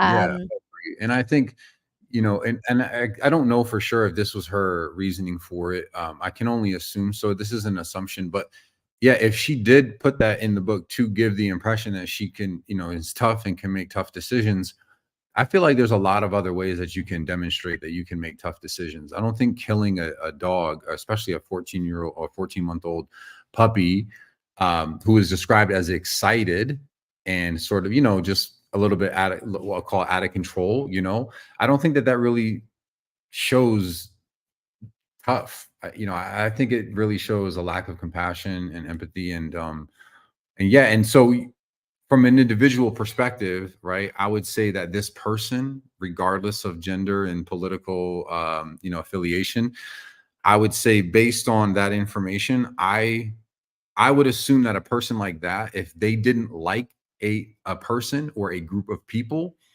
that they would have no problem, like, treating them less than, right, and ending them, or maybe that's a little bit extreme saying ending them, but just putting them in a position to suffer, right? So yeah, I mean, just as a general, from my experience with people, and look, and not to accuse her of this, and I want to be clear about that. I'm not saying any, but I think it's important for people to know too that when individuals can so easily, without remorse or emotion, harm animals, that is a big indicator of like psychopathic behavior. And this is a trait that a lot of serial killers have, where they've hurt animals.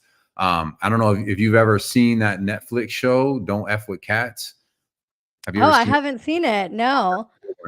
That's okay. I'll have to check it out. It's good on many levels, but I'm referencing that because of the fact that the guy in the show who in the beginning harmed a cat, kittens, ended up being a complete psychopath, and it's kind of like, it's a no-brainer when you can hurt an innocent animal out of anger and frustration, and sort of in we'll call it a predetermined way, then I would say that's somebody that I personally wouldn't trust. Right. I think that's a great way to put it. And I think in the I forget what it's called, but there's like a book of like, all the mental disorders or whatever. And when you're talking about like sociopathy or psychopathy, or that the harming animals thing is definitely like on the checklist, the psychopath checklist. And I'm not accusing her of being a psychopath either. I'm just saying that I just really, just like as a branding person, like if you have people that care about you, like either the people that work for you, like wanted you to like go down. I mean, I don't know why nobody said something to her. Did nobody read the book? I mean, this is just wild to me that nobody, not just Kristi Noem, didn't have empathy in reading this situation or describing how it played out, but nobody else was like, hey, let's not put this in the book. I mean, even if this is how you are, you know what I'm saying? I just don't know why nobody spoke out about it. And maybe, you know, I don't know. Here's the thing too, because calling that a tough decision, but there's no follow through in that ideology. Meaning, like after that, it's not like she said, "I cried for like 3 days afterwards." I Right. felt so bad. Cricket. She was a good dog, but she was just too violent. She was too vicious. My family, like whatever. To me, that's a tough decision. It just doesn't sound like it was a really tough decision. It just sounds like it was a brutal decision, and you just want people to know that you have it in you to be To brutal. kill a dog. Yeah. Yeah, That to be is so true. that's different, like, and hey, look, Mhm. if that's what you wanted to put out, then yeah, then just say that, but don't make it seem like it was a tough decision. It wasn't a tough decision. You hated the dog. It was worthless, and she was a terrible hunting dog, worthless hunting dog. So, I mean, I feel like again, it was a pretty easy decision. If it was a tough decision, I think there would have been a lot more of, I thought about it for a couple of weeks. I gave her another chance, still not seeing the results. Even confirmed by a local trainer that it was the best decision. Yes. Then I could say, hey, look, yeah. Then if people were arguing, I would say, look, maybe I don't agree with it, but hey, tough decision. You weren't there. But Right. again, she has the opportunity to fully explain from start to finish her reasoning. And I just feel like based on what she has said, I would say that that's pretty ruthless and savage and absolutely unnecessary. That is a great way to put it. And, here, I'll just add her last quote. I think it's the last page of the book, and I'll read you this. It says, "What would I do if I was president on the first day of office in 2025? Thanks for asking. I happen to have a list. The first thing I do is make sure Joe Biden's dog was nowhere on the grounds. Commander, say hello to Cricket for me." Damn. Commander, so Commander's I Biden's made a dog. video about how Joe Biden needs to stay away from dogs. I think my title of my video was "Keep This Man Away from Dogs." Yeah, I mean, So it's the owner's fault. It's not the yeah, dogs, yeah. right? And look, I don't care who you are, the president of the United States. Like, it doesn't matter if you have a dog; it's your responsibility. I don't work with people who are like, "Yeah, I'm going to have my assistant." No. Is it your dog? Then you should be the one. I don't want to work with people who don't take responsibility and don't hold themselves accountable. You're not my style. So, Right. but yeah, and so the same thing, and this is why even then when I made that video, people thought it was political. It wasn't, what I mean? But she didn't say like, "Oh, Biden, go take your dog out back and Nah, we're gonna well, kill it," right? I certainly don't think the commander needs to be put down. I think he would need a full assessment and evaluation before we came to that conclusion. Right.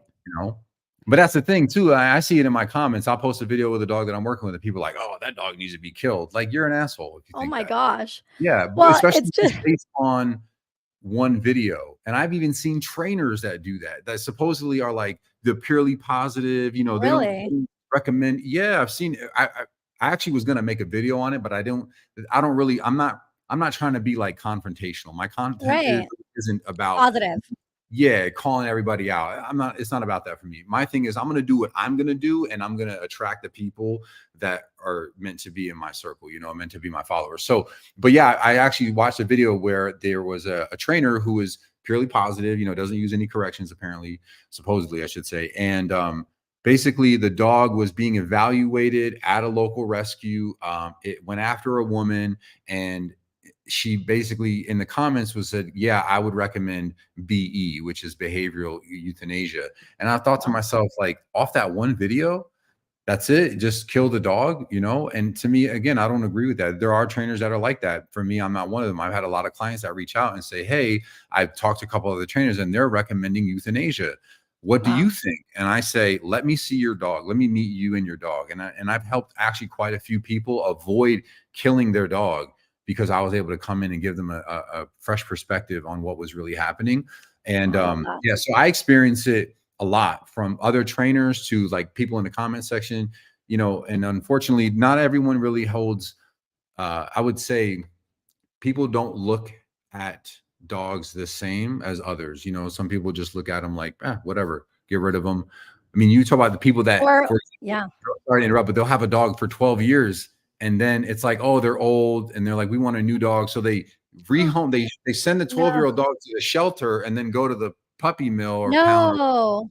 freaking 12-week-old puppy. And it's like, the fact that people can do this is just beyond me. I don't even want to understand it. I don't even want to understand it. So That's wild. I mean, yeah, and I think also sometimes people are like that, just like about the breed of the dog. Oh, if it's this kind of dog, then like forget that dog. And it's just, yeah, yeah, I can't yeah. believe that people are that way. But well, I'm so happy that you you know, joined me today. I feel like people are gonna get a lot out of this. My boyfriend would say that he wishes I stayed out of fights on the internet more, probably. Just kidding.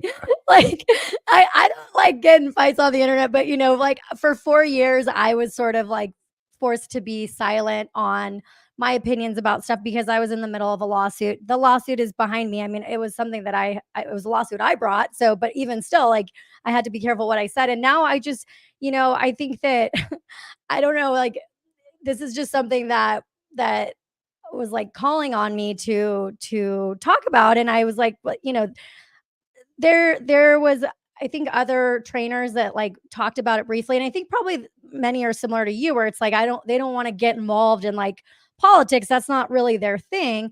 But you know, it is interesting because you have all these people on the internet that become all of a sudden overnight experts on like Yeah. what is really the way and everything like that. And so yeah, I think the community here is going to be really grateful that that we kind of got a gut check on what we were already feeling from somebody that does this every day. I just wanted to ask you here one last thing. I did prepare some questions for you. Let's see here. I mean, basically, yeah, just I guess if you were to leave everybody that's watching with like, you know, a piece of advice about an aggressive dog, um, you know, what like how can you make people feel more comfortable? Let's just say that they don't have all the money in the world. Like what is this the first step that they can take um That's to just, like yeah, that's a very difficult question. So we're talking Like, about it. do you have, like, a course? Like, if they sign up for your course, like, do you I mean, or is if you have an aggressive dog I mean, like, okay, so my dog, I wouldn't say he's, like, he's not aggressive to people at all. If he sees another dog, like, he might growl at it, and I feel like he's, like, kind of protecting me in a way, like, he's, like, he has, like, mom jealousy, like, he's like, "Don't talk to my mom, it's my mom." Um so like someone like so let's see in my situation, like is there things that they can learn from your course that actually will work, or do they have to basically take it to a one-on-one thing? Yeah. What would be Well, right now, the course that I have out is more or less focused on it's not specific to aggression. It's okay. really about learning how to create routines with your dog. Have your, like, I would say more like an out of control dog that's not listening, how to develop the kind of relationship to where your dog you create a habit of having your dog listen to you, how to physically manage and control and train your dog in your home. And it's a lot of it is getting your mind right. So having the right expectations, knowing more about your dog and things like that. I intend to put a reactive course or a course specifically about dogs that are displaying aggression. If I had one tip to offer people with regard to aggression, I would say the biggest thing that you need to focus on is finding out the reason why. Let me give you an example. We'll put it in human terms. Let's say I'm an aggressive person, and I'm aggressive in that I walk around, and as soon as somebody looks at me, I'm like, "What's up, bro?" Right? I'm ready to fight. And I see you and like, it doesn't matter. I'm ready to fight. Now, that's what I would call like forward aggression. Okay. You know, and you call it asshole. Like, you're walking around looking for problems. I've met dogs like that. They are Really? yeah, they're walking around looking for problems. Okay. Now let's say we'll use me again. Let's say that I am out and um let's just say that I am defensive about something. Let's say, I mean, I have a lot of grace. So let's just say they come to me like, "Hey, you know, you think I'm older than I am." And now I get angry, right? And now I'm being defensive. So my aggression is really from a defensive perspective. And the root reason of my aggression is that I'm insecure about my gray hair. And so that's something that I'm not really aggressive. It's just that I'm insecure. And Right. so when we look at dogs, it's really important to understand that their personality plays a lot. Their experiences play a lot. Are we talking about a dog who is just naturally, we'll say, dominant and just very, very forward and confident and walks around and needs to be checked? Or are we talking about a dog who is misinterpreting things that are happening in the environment and responding to them, and we need to help them feel a little bit better about it? So that's just two kind of extreme examples, and there's a lot of stuff in between that. But that's something that I would say, when you have an aggressive dog, we first have to figure out, is it really aggression, or are you just labeling it as aggression? Because I met I dogs that see. people go, oh, my dog's aggressive, and I meet their dog, I'm like, guys, your dog's not aggressive. They just don't know how to handle the situation that they're in, and we just need to guide them through it. And then I meet Yeah. dogs who are aggressive and they are trying to bite people, and they need to be taken seriously. So that would be the first step for me, is really understanding who your dog is and looking at their experiences. If you know them, sometimes you get a dog and you have no idea about their history, but a lot of times, if possible, we need to look at the history of the dog. And I like to help people understand where their dog is coming from. And I'll give you an example too, without rambling on too long. No, this is great. I have people that have dogs who will say that they're like spoiled and entitled, and the dog will come up to their owner and kind of like nudge them to be petted. So the person starts petting them. Then after, let's say, a couple of minutes, the dog is now done with being touched. And the way that the dog tells the owner that they're done being touched is now they turn and start nipping at them, or they'll straight up bite them or growl at them. To me, obviously that's a problem, but like the way that I put it in perspective for people, I go, let's just put everything on the table. You have no rules and boundaries with your dog. Your dog runs around the house and does whatever they want, whenever they want, right? They can jump on the furniture with you and they're like, hey, pet me. Okay, stop touching me. And you're allowing this to happen. Your dog's aggression is learned because they're learning how to manipulate people in the family with aggression. They're learning that in order to manipulate you and get you to stop doing something or start doing something, they can growl at you and snap at you, right? So the way that we would handle that dog is by focusing on the relationship. You, the person, would need to control everything about that dog's life. And it would seem, and to a degree, it would be like micromanaging. Not as a long-term solution, but as a temporary solution to help create the habit of your dog listening to you and taking you seriously. We would take attention away from that dog, and we would let them know that attention is earned. And when you get it for a short period of time, and then we send you on your way. Oh, you want to be petted right now? Hey, pet me. No, go lay in your bed. After a couple of minutes, hey, come here. And then you pet the dog. Okay, go back to your bed. So there'd be like, it's a relationship thing.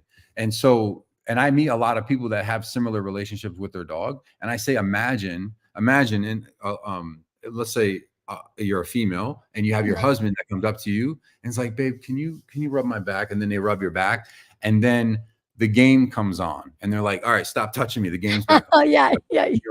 Like, how long would you deal with that as a person who's in a relationship? Not very long. Not very long. You'd be like, are you kidding me right now? Yeah. But we let our dogs get away with that all the time. They just come up to us and they're like, pet me. And then they're like, then they leave us or they act aggressive to us. So, kind of going back to the whole aggression thing. That's such a good point. I love your comparisons with people because I think this is the best way that we can understand, I forgot the word that you used. What was the long word that you used? Anthropomorphization. Okay, I can't even say it. I'm going to try to say it. It's assigning human characteristics and qualities to inanimate or objects or like animals. But like dogs do. I mean, I think that they do. Yeah, no, they do. Yeah, but here's an example of like a way. So, and I say this just because when I anthropomorphize, when I assign human qualities to dogs, I do so from a perspective of it's true.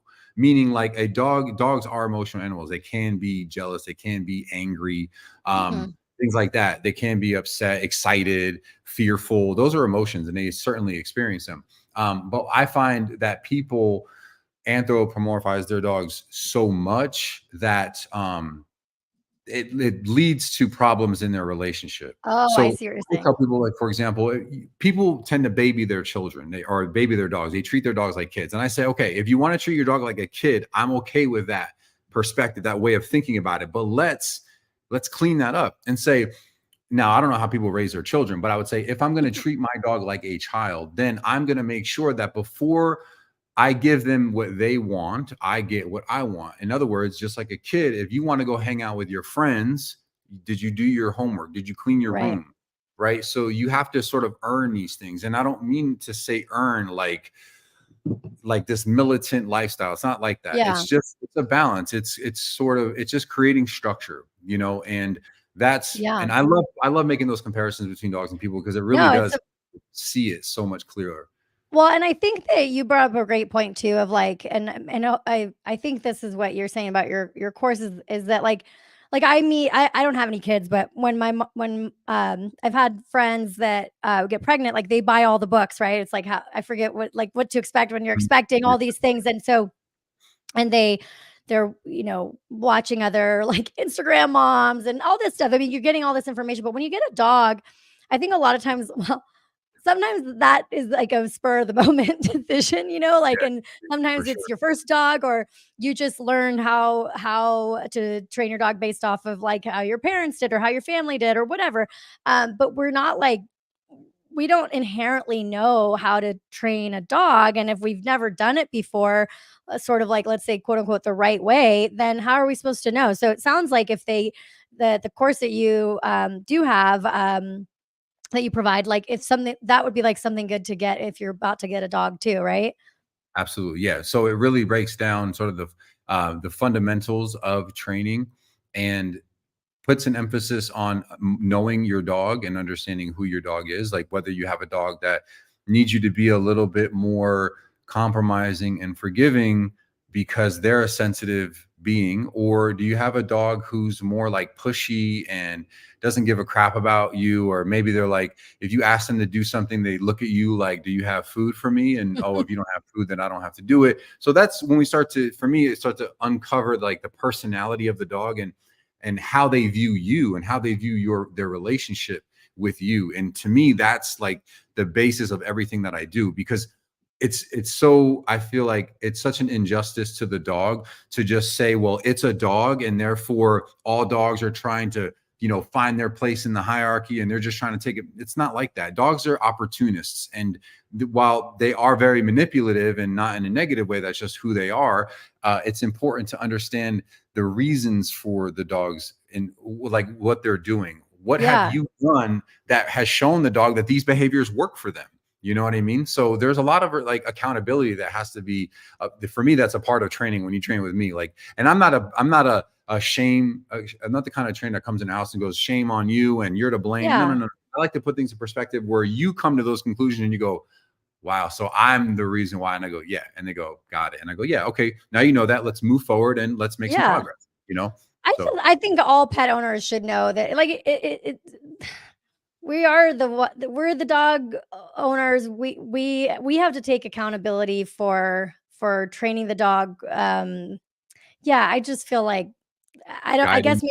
maybe yeah, Mhm. guiding them like a child. I mean, it is like I think Michael Knowles in the later part of that thing is like, well, we baby our dogs too much and we dress them up like, well, okay, maybe some people dress their dogs up and they shouldn't, but regardless, like you know better than the dog and you should be you know taking accountability. So is there anything else that you want to plug? Is there anything that you want people to, Mm. after meeting you here, leave with knowing? Any misconceptions that you want to clear up about dog trainer? Anything else that you Oh have? man, how much time do we have? We can talk about this stuff all day. I know, I love it. You'll have I to come mean, back. I know everybody's going to be like, "Can you have that guy back on?" yeah, I would love Um, to. I mean, honestly, ask me a question because I could talk about this stuff all day long, and there's certainly lots of things. Like I would say one thing that comes to mind is something I feel like is on my mind a lot. Is just this yeah, with regard to dog training and like what I do and where I believe I stand in the dog training world and community is like as a balanced trainer is I feel like there's three styles of training and it's oversimplified, but three styles. And one is like a style that says we should never give dogs consequences and corrections and they're sensitive beings and la da da. And then you have other trainers the and snowflake belief. method. Yeah. And then you have the Okay. others, but I would say like overly militant and look at dogs as um, animals that are just constantly trying to take over and you need to put them in their place. And I disagree with both of those. I think that we can certainly have dogs that are ultra sensitive and that you really need to be graceful and really soft with them. And then you have dogs that like 100%, like they need to wear 2 e-collars, and they need you to put your foot down, and need you to, they need some consequences. But at the end of the day, for me, it's all about balance and like finding the best solution, not just for the dogs, but also for the owners. And as an example, like I've met clients who I meet their dog, and it's just a simple example, like the dog pulls a lot. And I go, okay, based on what I can tell, when we put like a regular leash and collar on the dog, the owner is struggling. They cannot physically control their dog. If I train the dog, I would never have to use a prong collar on this dog. But the owner needs the prong collar because it allows them to have better physical control, and they can move more naturally. Meaning when they have to guide their dog, they're not pulling with all their might. They can easily guide their dog. So the balance collar has like little things on it. Yeah, like we'll call it a spike collar, right? Yeah. It's very aggressive looking training tool, admittedly. But also, I got Kirby one of those things that looks like Hannibal Lecter, and my boyfriend and I saw it, and we were like, we can't put this on. Or is it a gentle leader, like to guide him?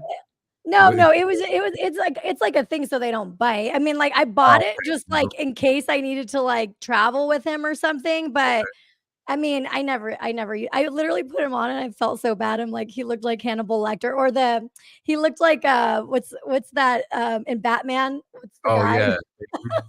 Yeah, he looked like Bane, and I'm like, poor Kirby. It made him look more mean, but I don't think it's like that was like necessarily mean, but to put it on him, it didn't. I was like, let's try getting him a trainer first. But again, people would disagree with that. I had a lady yell at me once with having a muzzle on a dog. I had a woman, I was training a dog in public who was, had a bite history, and she like was cursing at me for having this dog on a muzzle. She's like, how would you like it? And I just looked at her and I was just like, man, I'll take them off the muzzle if you want. You can take them. Oh yeah, I don't think there's anything wrong with it. I mean, it's like it's definitely if you're going to be around other dogs and the dog, the dog is I mean, Kirby's never bit anyone, but I don't want that to change. You know what I mean? So well, if you're concerned about it, or the dog has a bite history, I would say, yeah, muzzle training him would be a very smart do.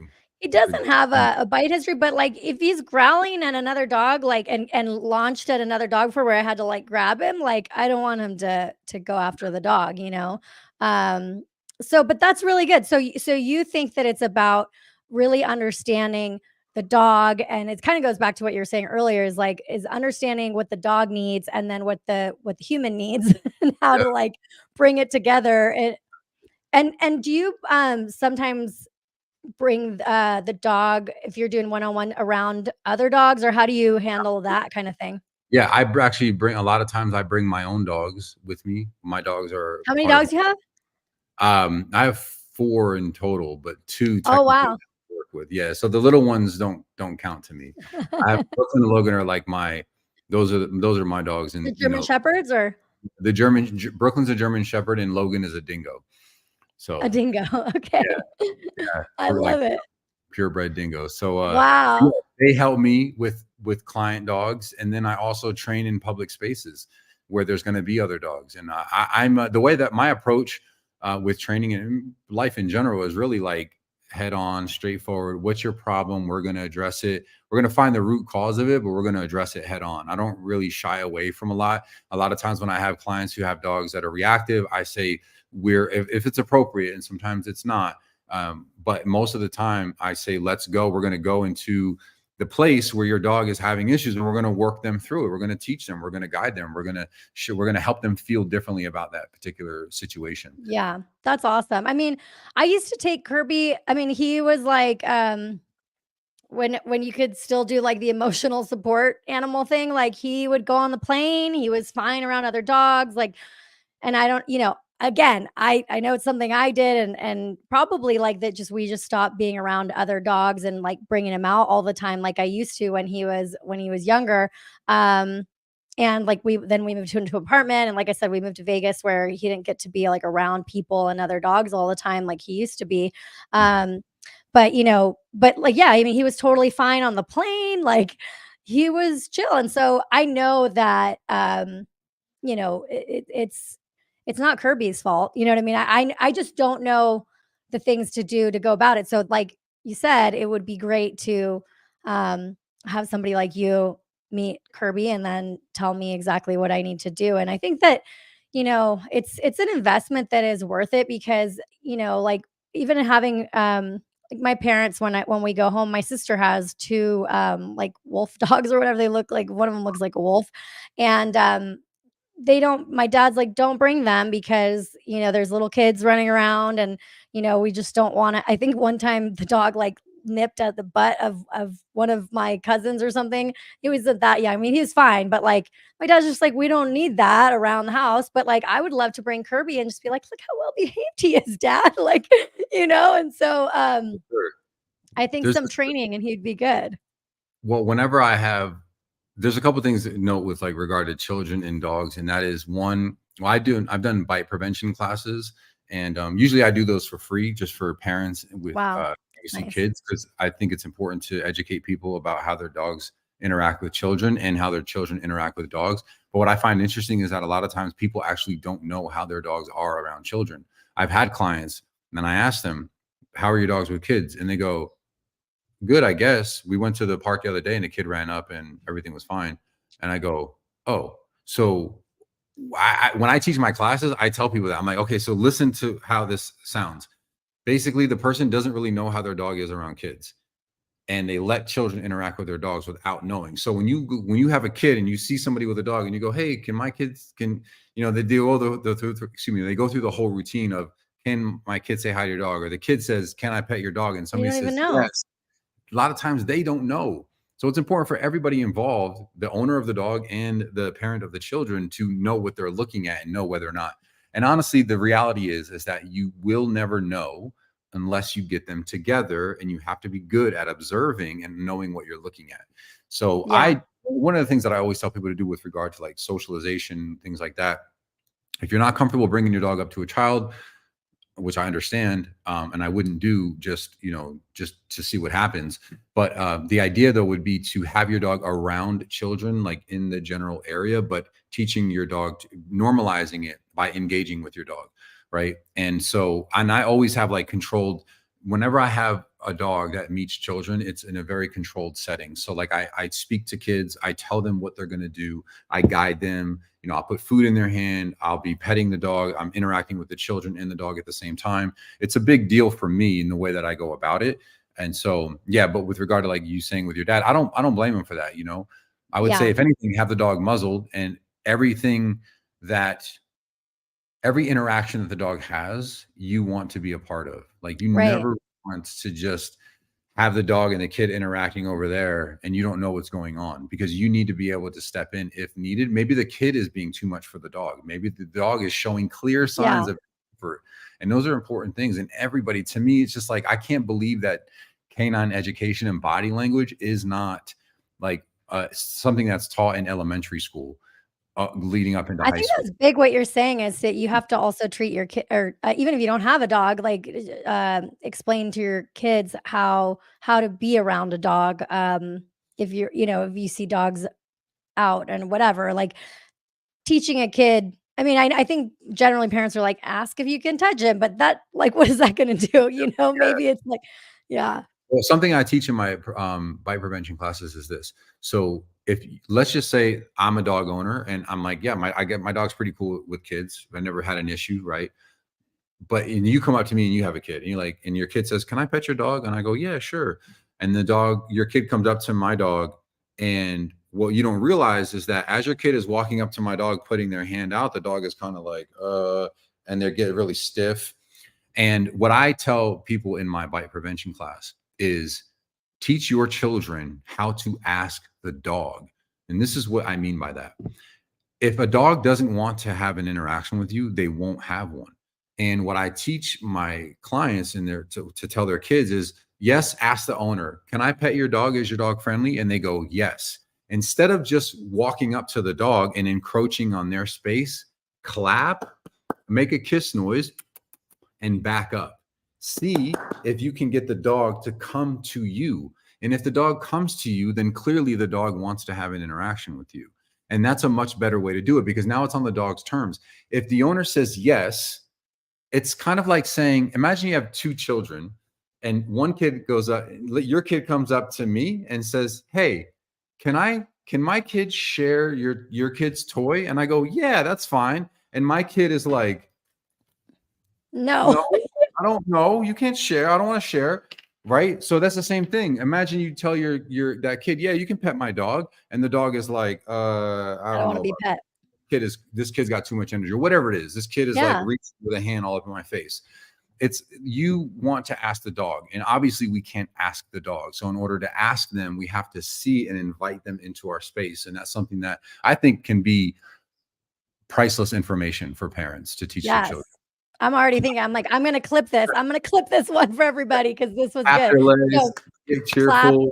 See if the dog comes to you. And a lot of times that's what I tell people to do. Like when they meet my dogs, they'll, even if you come up to me and you're like, "Oh my God, you're a leader of the pack. Can I pet your dogs?" I would say, "Yeah, go ahead, Brooklyn Logan, go say hi." And they would walk up to you or not. And sometimes some people get so excited they see my dogs, and whether they know me or not, they'll just be like, "Hey, can I pet your dogs?" And I might go, "Yeah." And if sometimes they go, "Hey," and my dogs will literally walk right past them because they're just not interested in them in that moment. right. So it's just up to them, So, and that's, I think, Yeah. something that's missing from that equation. When people give permission for others to pet their dogs, the question is, does your dog actually want to be petted?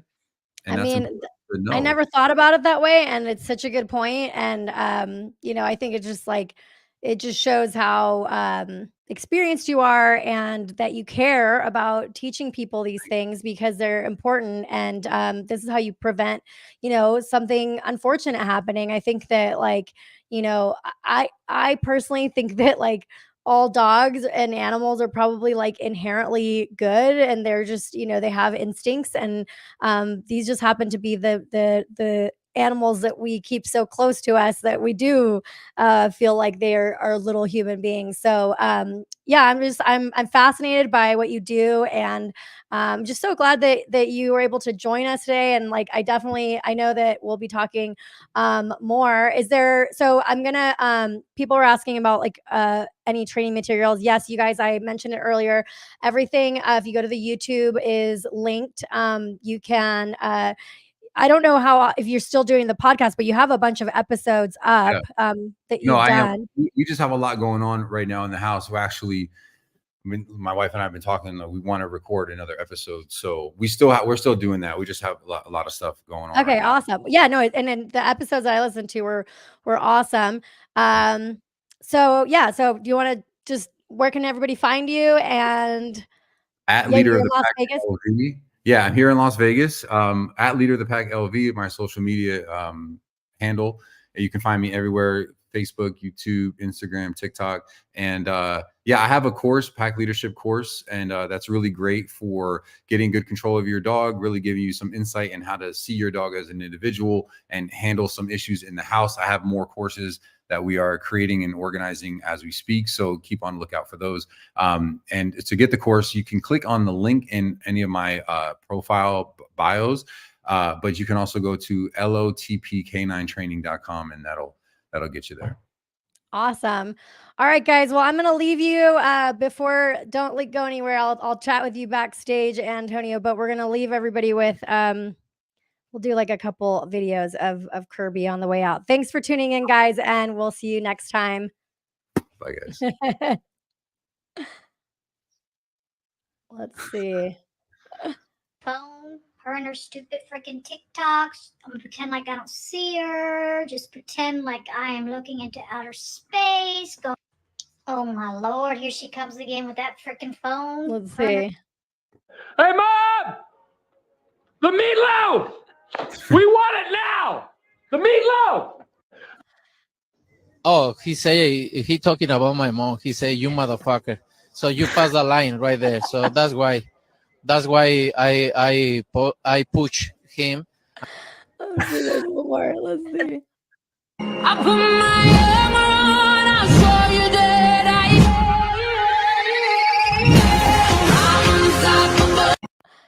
Look at this distinguished gentleman. Look at the way he is sitting. Yes, very distinguished. I see. Scanning for Mexicans. Ah. We've got a Mexican. Yes, hello. I was supposed to get a delivery of love and affection. Where the fuck is it?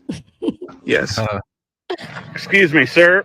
Excuse me. Do you have time to talk about our Lord and Savior Jesus Christ? Hey, don't run from the Lord.